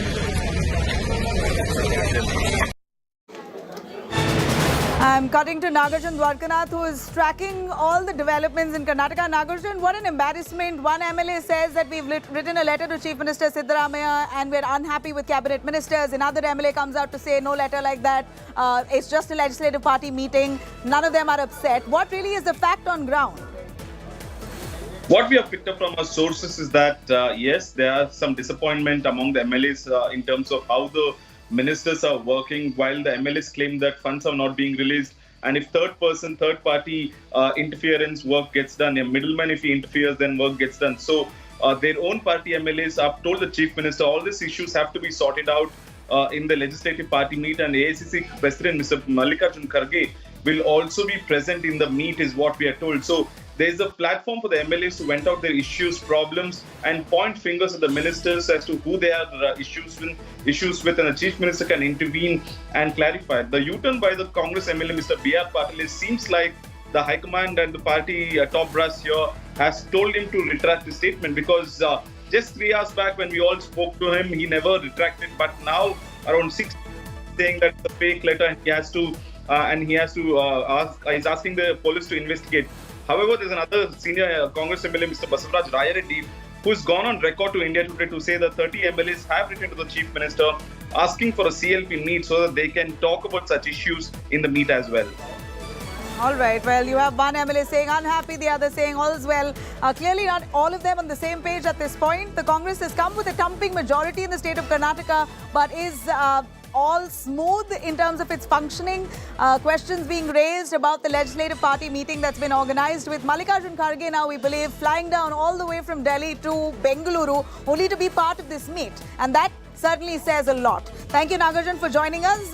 A lot more on that as Congress calls for a legislative party meeting on 27th of July, with Mallikarjun Kharge going to be in attendance to oversee this legislative party meeting amid all that claims by D.K. Shivkumar that there is a larger conspiracy and a plan being hatched to destabilize the Karnataka Congress. Siddaramaiah, in fact, a few of the MLAs, we believe, have reached to Siddaramaiah. They've shot off a letter to him, as I mentioned earlier, claiming that they're not happy with their ministers. They're very unhappy. Ministers are not issuing funds, that a lot of transfers have happened arbitrarily. And this has led to a lot of confusion in terms of coordination in respective constituencies, Congress constituencies.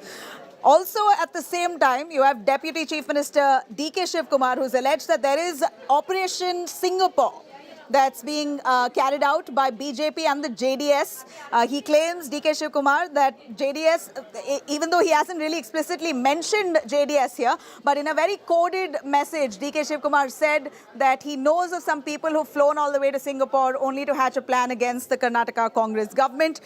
JDS, on the other end, receiving the hint and responding to it, says that we have, with 18 MLAs, how can they possibly destabilize a government of the Congress that's won with a thumping majority, 135 seats. JDS also says, Deve Gowda has said today that they have no intentions to ally with anyone, not even with the BJP. They're just working out some political strategy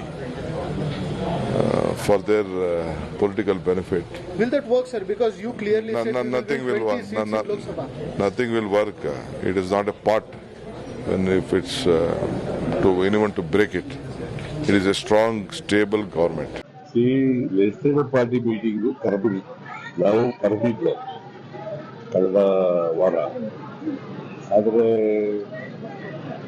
Rahul Gandhi ಅವರು meeting ಕರೀತೀವಿ ಅನ್ನೋದ್ರಿಂದ ಅದು ಮುಂದಕ್ಕೆ ಹೋಯಿತು. ಹಾಗಾಗಿ meeting ಕರೆದಿದ್ದೀವಿ. ಸರ್ಕಾರ ಬಂದು ಇನ್ನೂ 2 ತಿಂಗಳಾಗಿರೋದಷ್ಟೇ ಈಗ.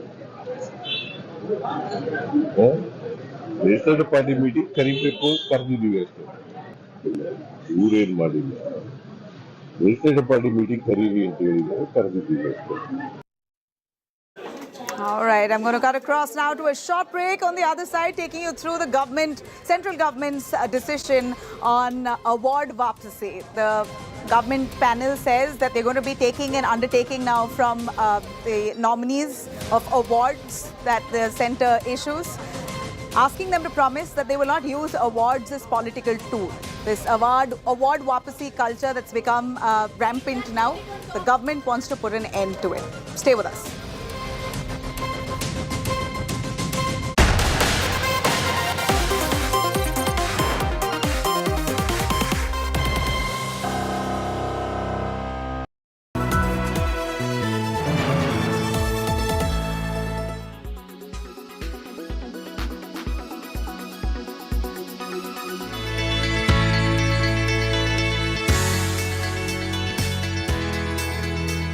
It's a rebranding exercise, the size of which has rarely been seen. Sunday night, an X symbol was projected on the exterior of Twitter's offices in San Francisco, representing the new logo for the company. This was just hours after Elon Musk announced his intention to change Twitter's branding, replacing the familiar bluebird symbol with a white X on the black background. The change was simultaneously affected across the Twitter app, with its handle and those of Musk and Twitter CEO I.N.D.I.A now featuring the X logo. The Twitter bluebird, although, is still visible across the platform. Now even the website x.com redirects users to Twitter. Musk had last night announced a big change in store for Twitter. In a post, he said he wanted to change Twitter's logo and polled his millions of followers whether they would favor changing the site's color scheme from blue to black. Importantly, the rebranding is just the beginning of change for Elon Musk. The known disruptor has always seen X.com as a one-stop shop for everything financial, from banking to digital purchases, from comparisons to credit cards, investments and loans. Well, thank you, Elon. It is such a treat. On Sunday, CEO I.N.D.I.A only confirmed this, revealing their plans to build a super app out of Twitter, or X as it is now known as. According to the new CEO, the platform will soon be able to handle more audio and video functions, messaging, payments and banking to create a global marketplace for ideas, goods, services and opportunities. Reactions were swift, with most asking, with the change of name, what would tweets be called now? Elon Musk replied, X's.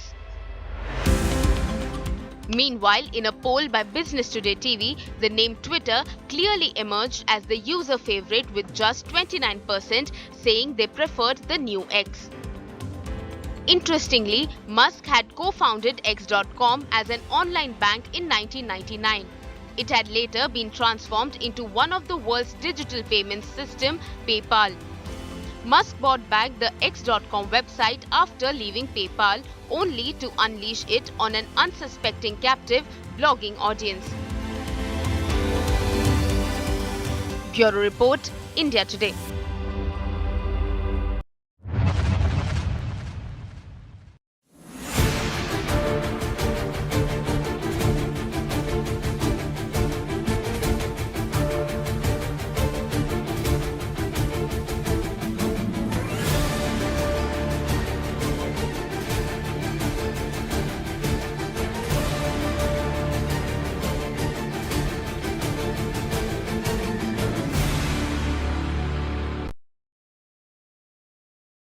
Quality today. In Delhi, 97. In Mumbai, 53. In Kolkata, 28. In Bangalore, 53. In Chennai, 44. In Hyderabad, 54.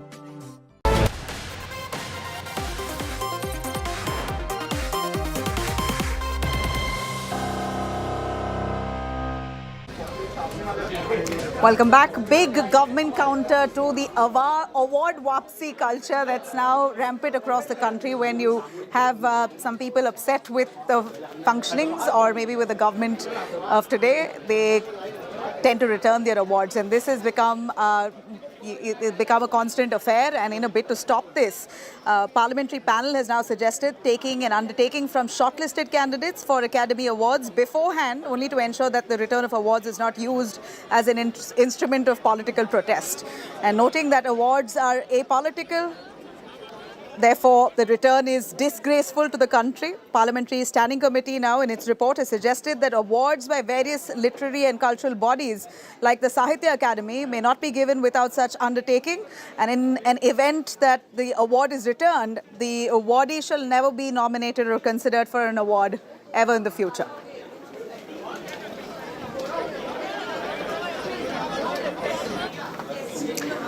All right, I'm going to wrap on this edition of 6 p.m. Prime. I'm going to leave you with the visuals here coming in from Noida of a bunch of vehicles stranded at the Noida Ecotech area due to rise in water levels in Hindon River. The Hindon River in Noida, a tributary of Yamuna, has witnessed dangerous rise of water levels. And this happened on the 24th. And here are the visuals where vehicles there are stranded. Water that's literally drowning most of those cars that are parked at Noida's Ecotech. I'm going to leave you with that.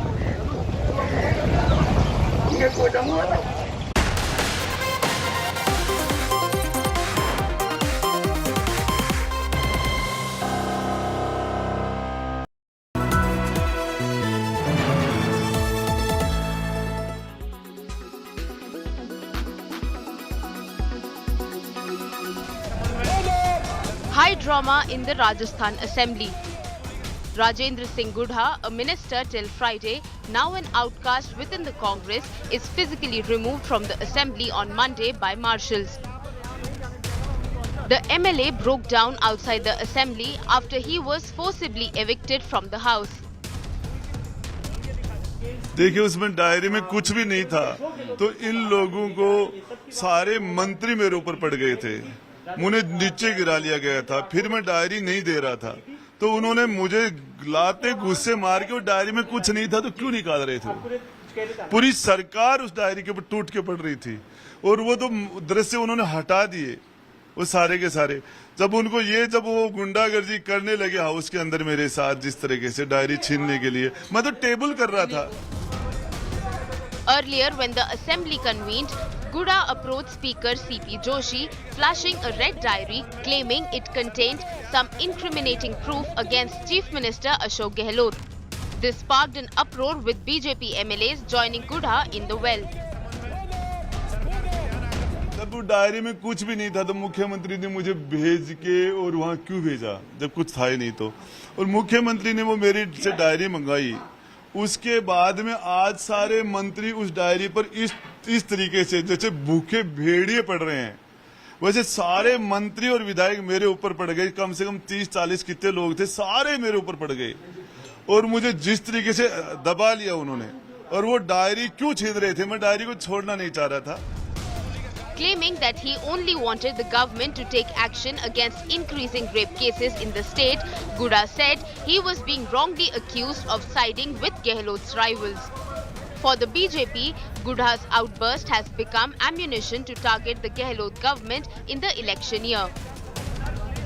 मुझे तो समझ नहीं आता कि एक लाल रंग की diary जिसको लेकर के आज जब राजेंद्र गुढ़ा जी वहां विधानसभा में पहुंचे थे, तब जिस तरह से उनसे डायरी को छीनने के लिए कांग्रेस के नेताओं में होड़ मची थी और जिस तरह से जबरन उनसे डायरी छीन करके फाड़ने की कोशिश की गई, कहीं न कहीं दाल में कुछ लाल है कि नहीं, काला जरूर है। Gudha was sacked from the Gehlot government on Friday evening, hours after he targeted the state government over law and order in the state. जाना चाहिए, सच्चाई है कि हम महिलाओं की सुरक्षा में असफल हो गए और ये राजस्थान में जिस तरीके से अत्याचार बढ़े हैं महिलाओं के ऊपर, मणिपुर के बजाय हमें अपने गिरेबान में झांकना।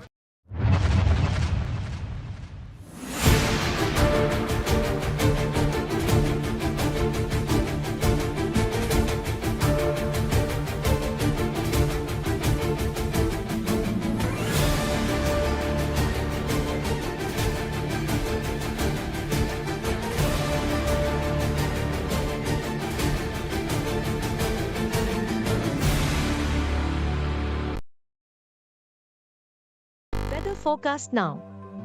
Delhi, maximum 37 and minimum 30 degrees. Mumbai, maximum 28 and minimum 25 degrees. Kolkata, maximum 35 and minimum 26 degrees. Bangalore, maximum 23 and minimum 19 degrees. Chennai, maximum 29 and minimum 25 degrees. Hyderabad, maximum 25 and minimum 22 degrees.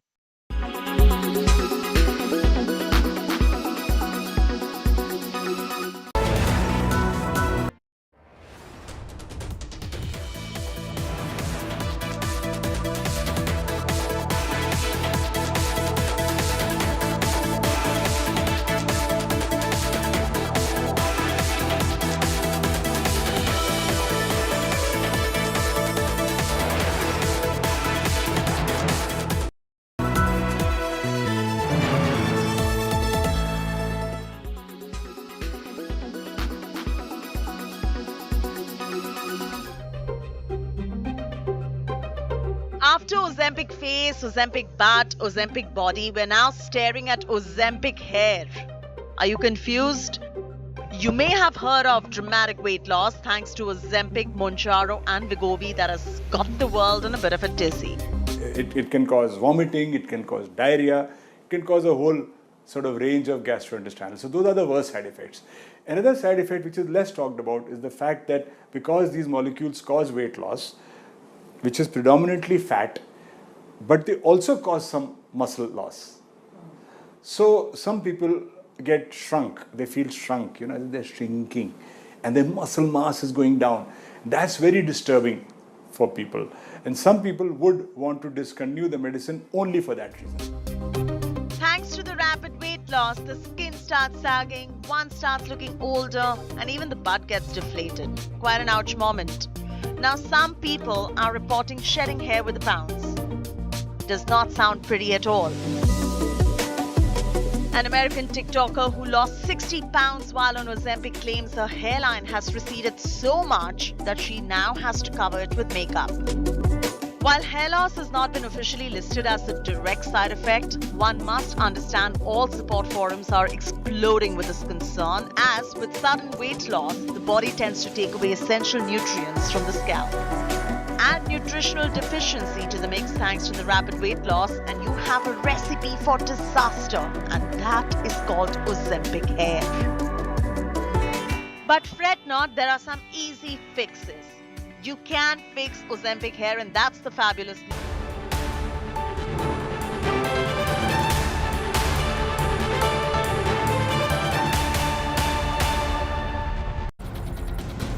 Good evening, you're watching Mission 2024. I'm Preeti Chaudhary. Let me quickly take you through the headlines.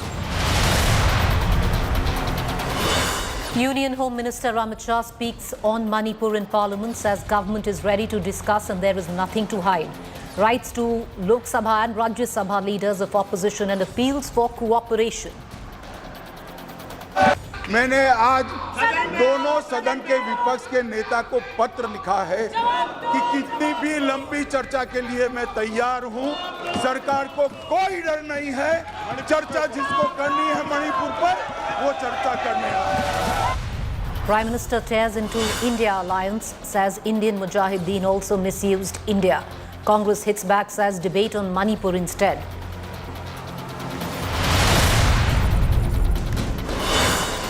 Congress versus Congress in Karnataka, 20 MLAs write to Chief Minister Siddaramaiah. Over ministers not responding to requests for funds, DKS claims Operation Singapore. Conspiracy. Big government counter against award Wapsi. Parliamentary panel wants undertaking from award recipients, says do not make awards a political tool.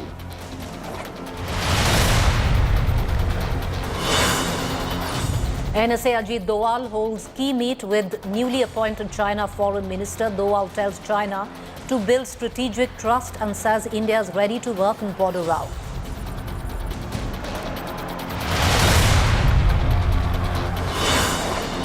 Amid suspense over his disappearance from public eye, China removes Qin Guang as foreign minister, replaced by former foreign affairs spokesperson Wang Yi.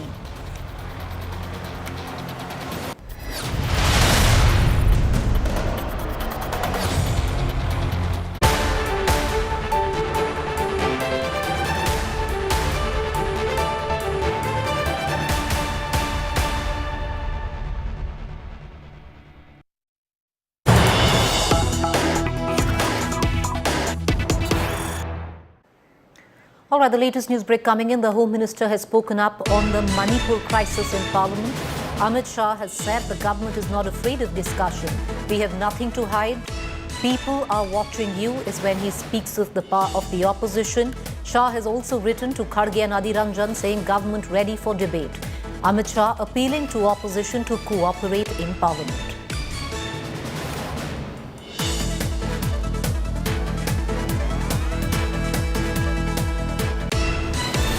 मैंने आज दोनों सदन के विपक्ष के नेता को पत्र लिखा है कि कितनी भी लंबी चर्चा के लिए मैं तैयार हूं। सरकार को कोई डर नहीं है। चर्चा जिसको करनी है मणिपुर पर, वो चर्चा करने आए। हमें कुछ छुपाना नहीं है। हमने दोनों विपक्ष के नेताओं को मैंने आज पत्र लिखा है। मैं कहता हूं कि जनता आपको देख रही है। चुनाव में जाना है, जनता के खौफ को ध्यान में रखे और मणिपुर जैसे संवेदनशील इश्यू पर चर्चा के लिए उचित माहौल सदन में बनाइए। All right, viewers, now in all of this, what is happening is where the opposition is concerned, they've dug in their heels steadfast on not what the government says is a short-term discussion. The opposition wants uninterrupted time to speak on Manipur, and importantly, the opposition wants the Prime Minister to address the issue and speak on Manipur. The government in that sense is saying they're open to a discussion, but a short-term discussion, which is with stipulated time, and the Prime Minister will not speak. So that's where the impasse lies. However, there is no end to this impasse in Parliament over the violence in Manipur. Now, day 4 of the Parliament monsoon session, and there's been no business in the House because of opposition ruckus. They're adamant on Prime Minister's reply on Manipur, with the centre too firm on its stand. Now, the question is, what will help end this stalemate in midst of raging Team India versus Modi government? आप सदन नहीं चलाना चाहते, प्रश्नकाल जैसे समय का आप उपयोग नहीं करना चाहते। इस समय महत्वपूर्ण समय होता है। मेरा आपसे आग्रह है कि आप रोज नारेबाजी करते हैं। No end in sight to the impasse in Parliament over the violence in Manipur. नारेबाजी से कोई समस्या का समाधान नहीं निकलना। Day 4 of Parliament monsoon session saw ruckus amid opposition sloganeering and aggressive government counter. संसद की गरिमा को बनाए रखें। Lok Sabha Speaker Om Birla saw no success in breaking the logjam despite all party meet, as the government and opposition stuck to their stands. While the opposition sought a reply on Manipur from Prime Minister Modi alone, the government said only Home Minister Shah will speak. क्यों आप इस पे बात करने के लिए तैयार नहीं है? क्यों मोदी साहब यहाँ नहीं आते और बात नहीं करते? क्यों अपनी बात को नहीं रखते यहाँ पर?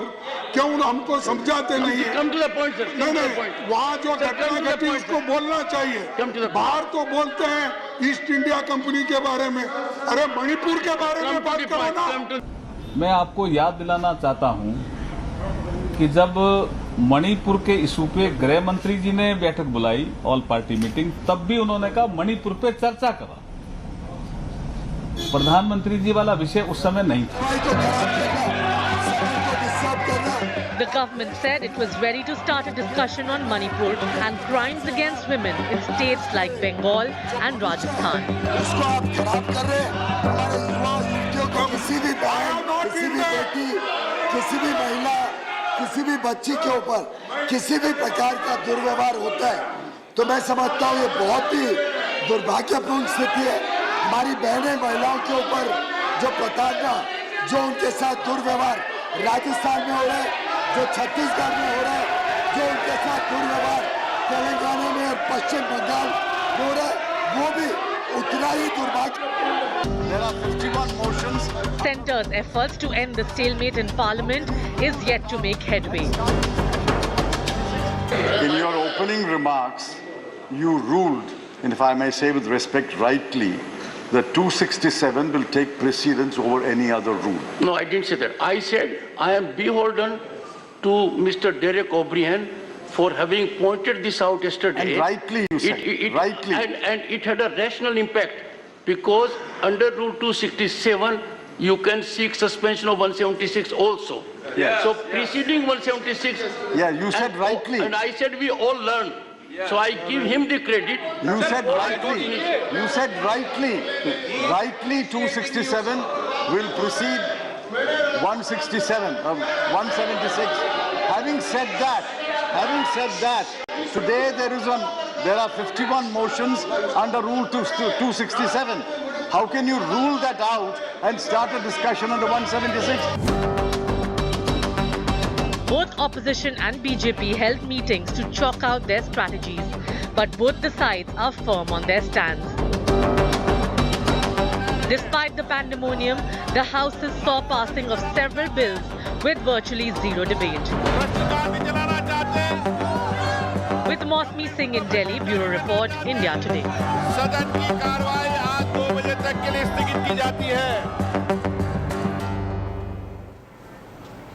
Joining me right now is my colleague Polumi Saha with the very latest. Polumi, caught in the parliamentary jargon, not many people really understand on why is there a log jam, because at one end you have the government, you have the Home Minister a short while back also coming out and saying that they are open to a discussion and the opposition is stalling Parliament. On the other hand, the opposition is firm that the government is not open to a discussion.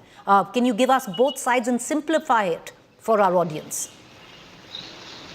Right. As far as the opposition's demand, Preeti, is concerned, they want a statement from the Prime Minister first in the House on Manipur and the situation in Manipur.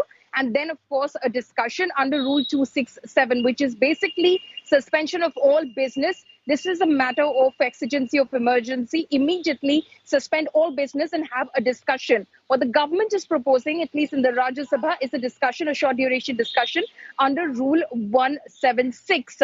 Basically, they'll slot it, and then, of course, that discussion will take place. A short duration discussion lasts about 2.5 hours. But they're not promising any statement from the Prime Minister. The government stand is very clear that the nodal ministry as far as the law and order situation in Manipur is concerned, if you want a larger perspective from the center, the nodal ministry is the Ministry of Home Affairs, and the Home Minister is best placed in order to give that statement, considering he also went and visited and stayed in Manipur for 3 days in the course of these last couple of months when he went and he stayed there for 3 days consecutively. And he, of course, will know best about the situation on the ground, and he can give you an update on what the situation is like on the ground. Today, of course, the Home Minister again reiterated that in the Lok Sabha as well. When he was speaking on the multi-state cooperatives bill, he, of course, said that the government has nothing to hide. The government is not afraid. We're willing to have a comprehensive discussion, but for that you need to create a productive environment, a positive environment, so that a sensitive subject like Manipur can be discussed. He's also written to Mallikarjun Kharge in the Rajya Sabha and Adhir Ranjan Chaudhary in the Lok Sabha, telling them that you need to cooperate. I seek your cooperation. An environment needs to be created for a comprehensive discussion on Manipur, and this is a very sensitive situation. The people of the country, the people of the Northeast, and especially the people of Manipur are looking to Parliament for support and reassurance of their commitment to restore peace in Manipur. All right, Poulam, we're going to continue coming back to you. Appreciate it. Thank you for breaking it down for our viewers, because, one completely gets caught up in rule this, rule that, government versus opposition, both saying we're open to discussion. What is really the issue? We're going to keep simplifying it for you, viewers. With that, I want to cut across right now to this ground report, because the bone of contention in Parliament is Manipur. What's really happening in Manipur? We saw the visuals there, which burnt a hole in our conscience, of these two women being taken out, paraded naked, one of them gang raped. It wasn't just them. In midst of this ethnic violence, there are reports that there have been 2 other women, both working in a car wash, coming in from the tribal Kuki community, and both of them gagged, gang raped and killed. Days after a video of 2 Kuki Zomi tribal women being stripped naked and paraded went viral, more horror stories are coming out of Manipur. On May 4th, a similar crime took place in the state capital. 2 young women who used to work at a car wash facility in Imphal were allegedly abducted, gang raped and murdered by a mob. The victims belonged to the Kuki Zomi tribal community. The mother of one of the victims filed a complaint. An FIR was registered on May 16th. The FIR says the women, aged 21 and 24, were at a rented house when a mob entered their room and allegedly raped them before killing them. When the problem gets started, her mother rang up twice, but she did not pick up the phone. But the last moment, one lady's Métis woman picked the phone. Whether you want your daughter alive or dead, she said to her mother. At that moment, they put up the phone. Later on, we knew that the lady was dead. They were tortured to death, and there are another girl from your same village, right? Mm-hmm. The 2 girls worked together in a Gama car wash. So the 2 were killed in the same day. There are horror stories from both sides of the Meitei-Kuki divide. An 80-year-old widow of a freedom fighter from the majority Meitei community was locked inside her house and set on fire by an armed group in Kakching district. उस दिन जब हमला हुआ, माँ को क्यों छोड़कर आए थे? क्या उन्होंने बोला था या फिर वो चल नहीं पा रही थी? माँ तो मॉर्निंग का और कुकी मिलिटेंट में आया है, घर भी सपी भी है और घर भी सब अग्नि है, जला दिया. The fault lines run deep. These women from the Meitei community have put up barricades and built temporary bunkers to safeguard their territory near the Kuki-dominated areas. As I pass through this Imphal stretch, which is a particular stretch divides the entire territory between Kuki-dominated territory and the Meiteis. And what I see here, women have taken charge here on the street, not only guarding their territory, but also maintaining these barriers, these barricades, where every vehicles are being frisked by these women. And the only reason is that they want safety of their families, their children. And these women, despite that many of them have been victim of the violence, they are standing tall against all odds. These women symbolize the power of women in Manipur. हाँ, डर तो डर है ना, डर हो गया तो हम लोग तो मेरा my village my children my family protection करता है ना डर हो गया तो हम लोग तो सब मर गया तो क्या करेगा डर हो गया तो हम सब उसके मदर लुक्स ने आ गया ना The crisis is spilling over. Thousands participated in a protest march in Mizoram, expressing solidarity with the Kuki-Zomi community in Manipur. We are here in Aizawl today. We are seeing already big crowds gathering right in the heart of Aizawl to show their solidarity and protest. People are of course dressed in black because this is a somber occasion where people will be protesting against what they are calling the brutality on Kuki community in Manipur. At the same time, we can see men and women wearing the traditional scarf, which I'm told is called puan, and this is to symbolize somebody's death. And we know that more than 150 people have died in Manipur over the past 2 months due to ethnic clashes. You can see "Stop attacking our tribal brethren" in Manipur. These are the kind of posters and placards that women have come out with. He should give priority to the women of India, like he gave priority to the cow. So he should give priority. He should give protection for the women of India, not only from Manipur, all over India. All the Indian women, we are shouting now. We are asking for him, and he is still silent. So he is the one to protect us. Mizoram CM blamed the Manipur government for the law and order collapse in the state. Now the wound is really deep. It's very difficult to heal this with a painkiller. It needs a thorough investigation and a thorough solution, like the doctors doing the operation. Therefore, the situation in Manipur, it's more of an ethnic now. Therefore, I believe that both the government of Manipur as well as the government of India has to try their level best for the solution of this. With Ritik Mondal, Indrajit Kundu and Ashutosh, Bureau Report, India Today. I want to cut across to my colleague Indrajit Kundu, who's joining us from Aizawl, which is in Mizoram, bordering Manipur. Indrajit, you were there through the course of the day, a massive groundswell of sort in protest in solidarity of the Kuki community. Two things, Indro, are happening in Manipur. One, that we are seeing an exodus of the Meitei community, especially after a warning which was sounded by certain Kuki elements. On the other hand, Indro, what is in fact surprising and also needs to be noted is that the Chief Minister, the Home Minister, both of them are part of the I.N.D.A, the government in Mizoram, which is up for election, a state by the end of this month, end of the year. Both of them are part of the I.N.D.A, but very, very critical of the centre and the state governed by Biren Singh.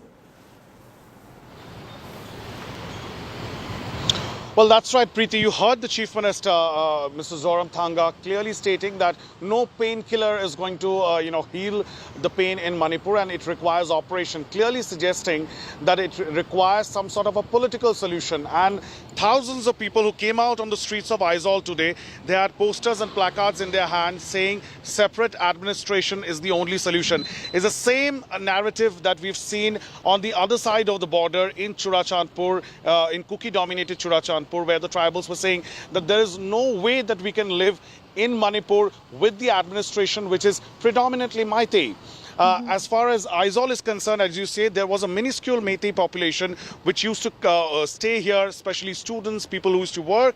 They've all left to Manipur over the past 72 hours and more. And there is no Meitei as far as I can see. I haven't met any Meitei family here in Aizawl since I came here yesterday. So yes, it's a similar situation in Manipur as well, because in the valley in Manipur, you won't see a single Kuki left.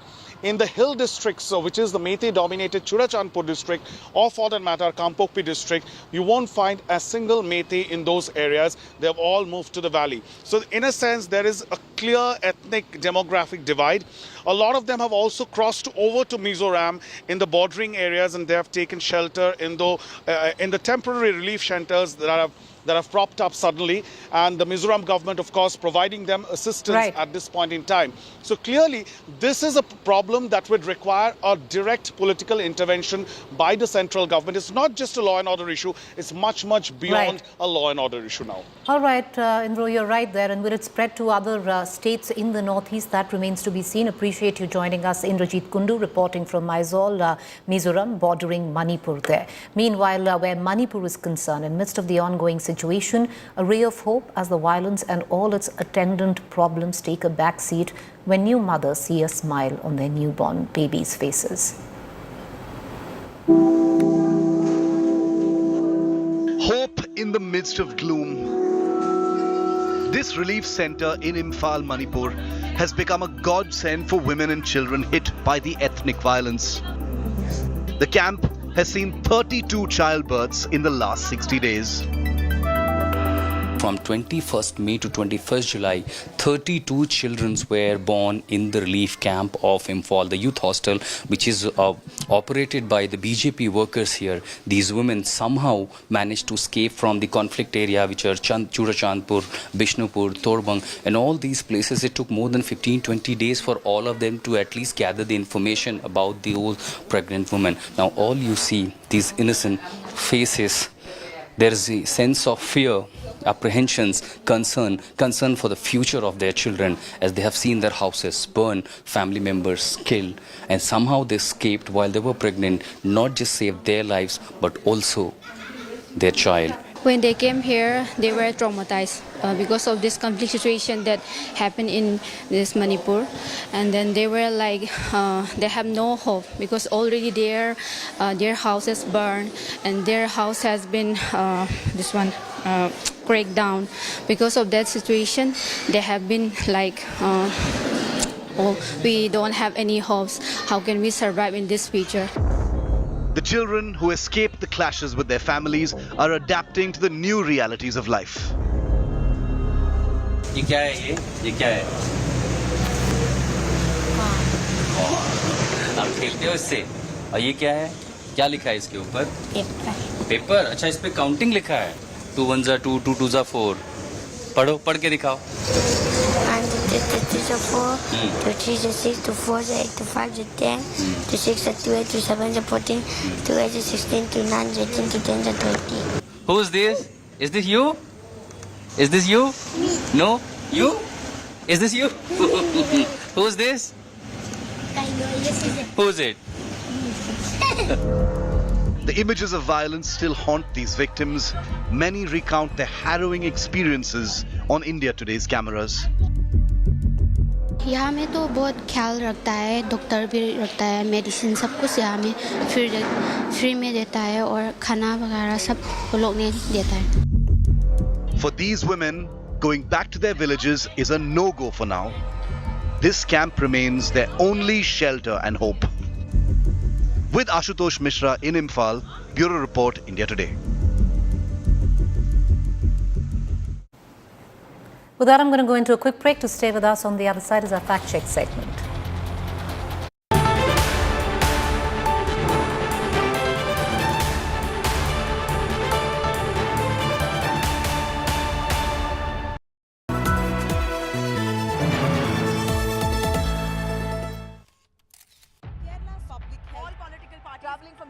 Armed with facts, she takes the news by its horns. You think the future of these students are not hampered? Fierce, bold and direct, setting the tone for the biggest stories from every corner and every angle. Expect nothing but the unfiltered truth. News first, niceties later. Watch me, Nabila Jamal, on India Today.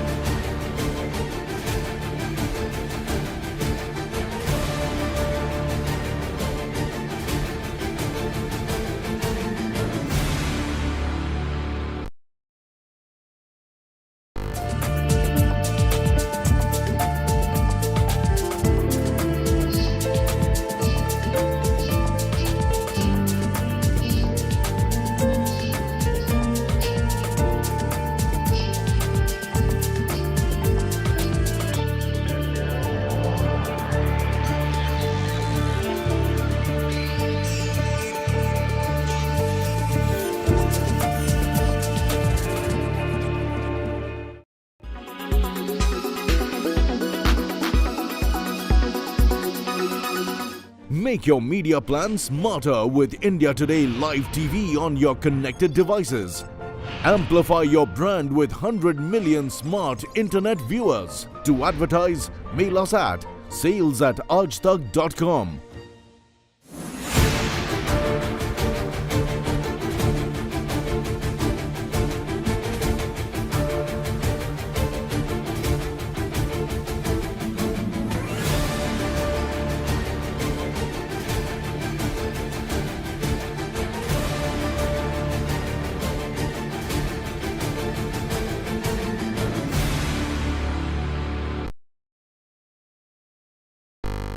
Make your media plan smarter with India Today Live TV on your connected devices.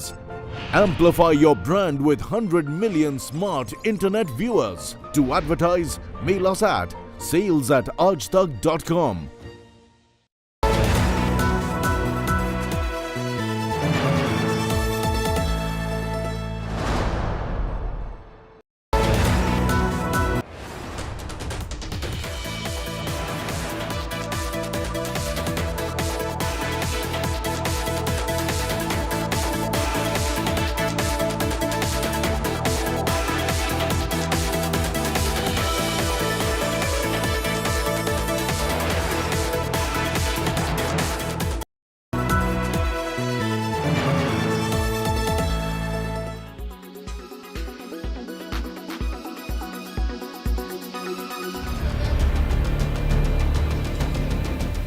is the infamous power fight back in the state of Karnataka.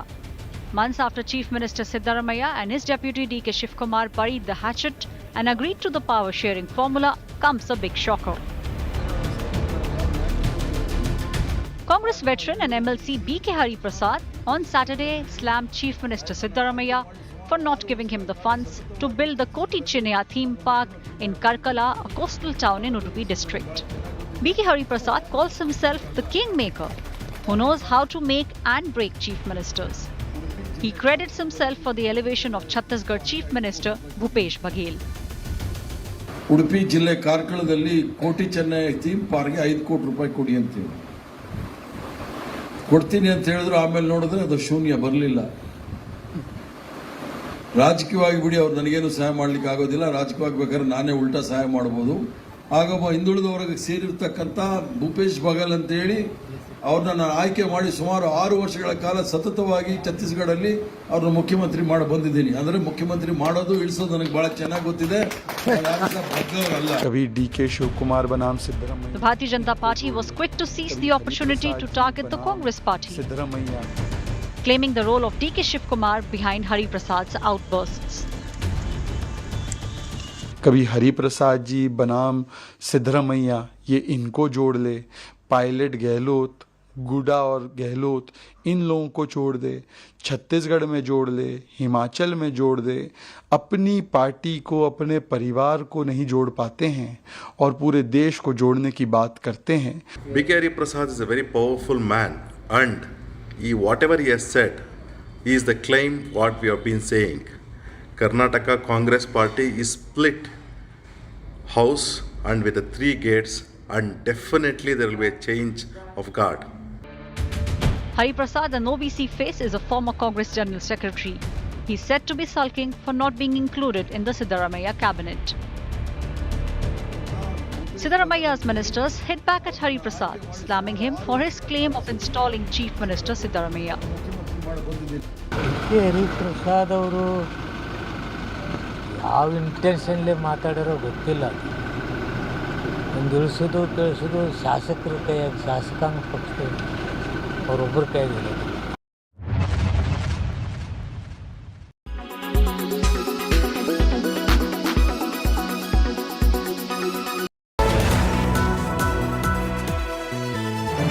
SBI Mutual Fund, a partner for life. UBI, अच्छे लोग अच्छा bank. G, there's only one.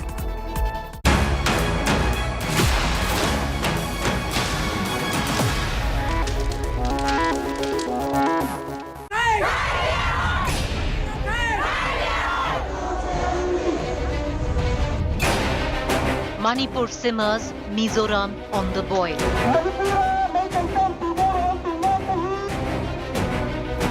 ethnic clashes in Manipur scar neighboring Mizoram.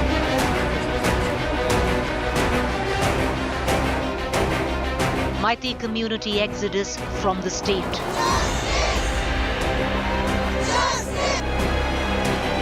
Mizoram holds mega solidarity protest for the Kuki community. And they are feeling extremely emotional about it. They're continuously raising slogans, not just against the Manipur administration, not just against the Manipur police, but they're saying even the centre's role has been very dismal. Let's talk to one of the ladies, ma'am. See, we feel that this is not just a rape of our sister. We feel this is the rape of the whole world, of India, of all women of the world.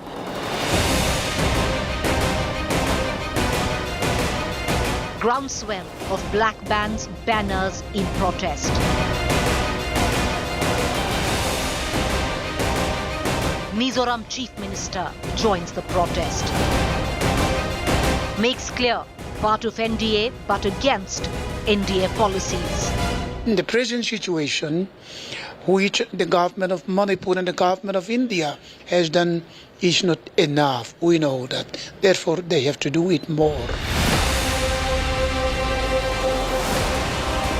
Mizoram Home Minister wants his fellow N.D.A. ally Biren Singh to step down. Central government and Manipur government to take action to stop immediately violence between the two groups.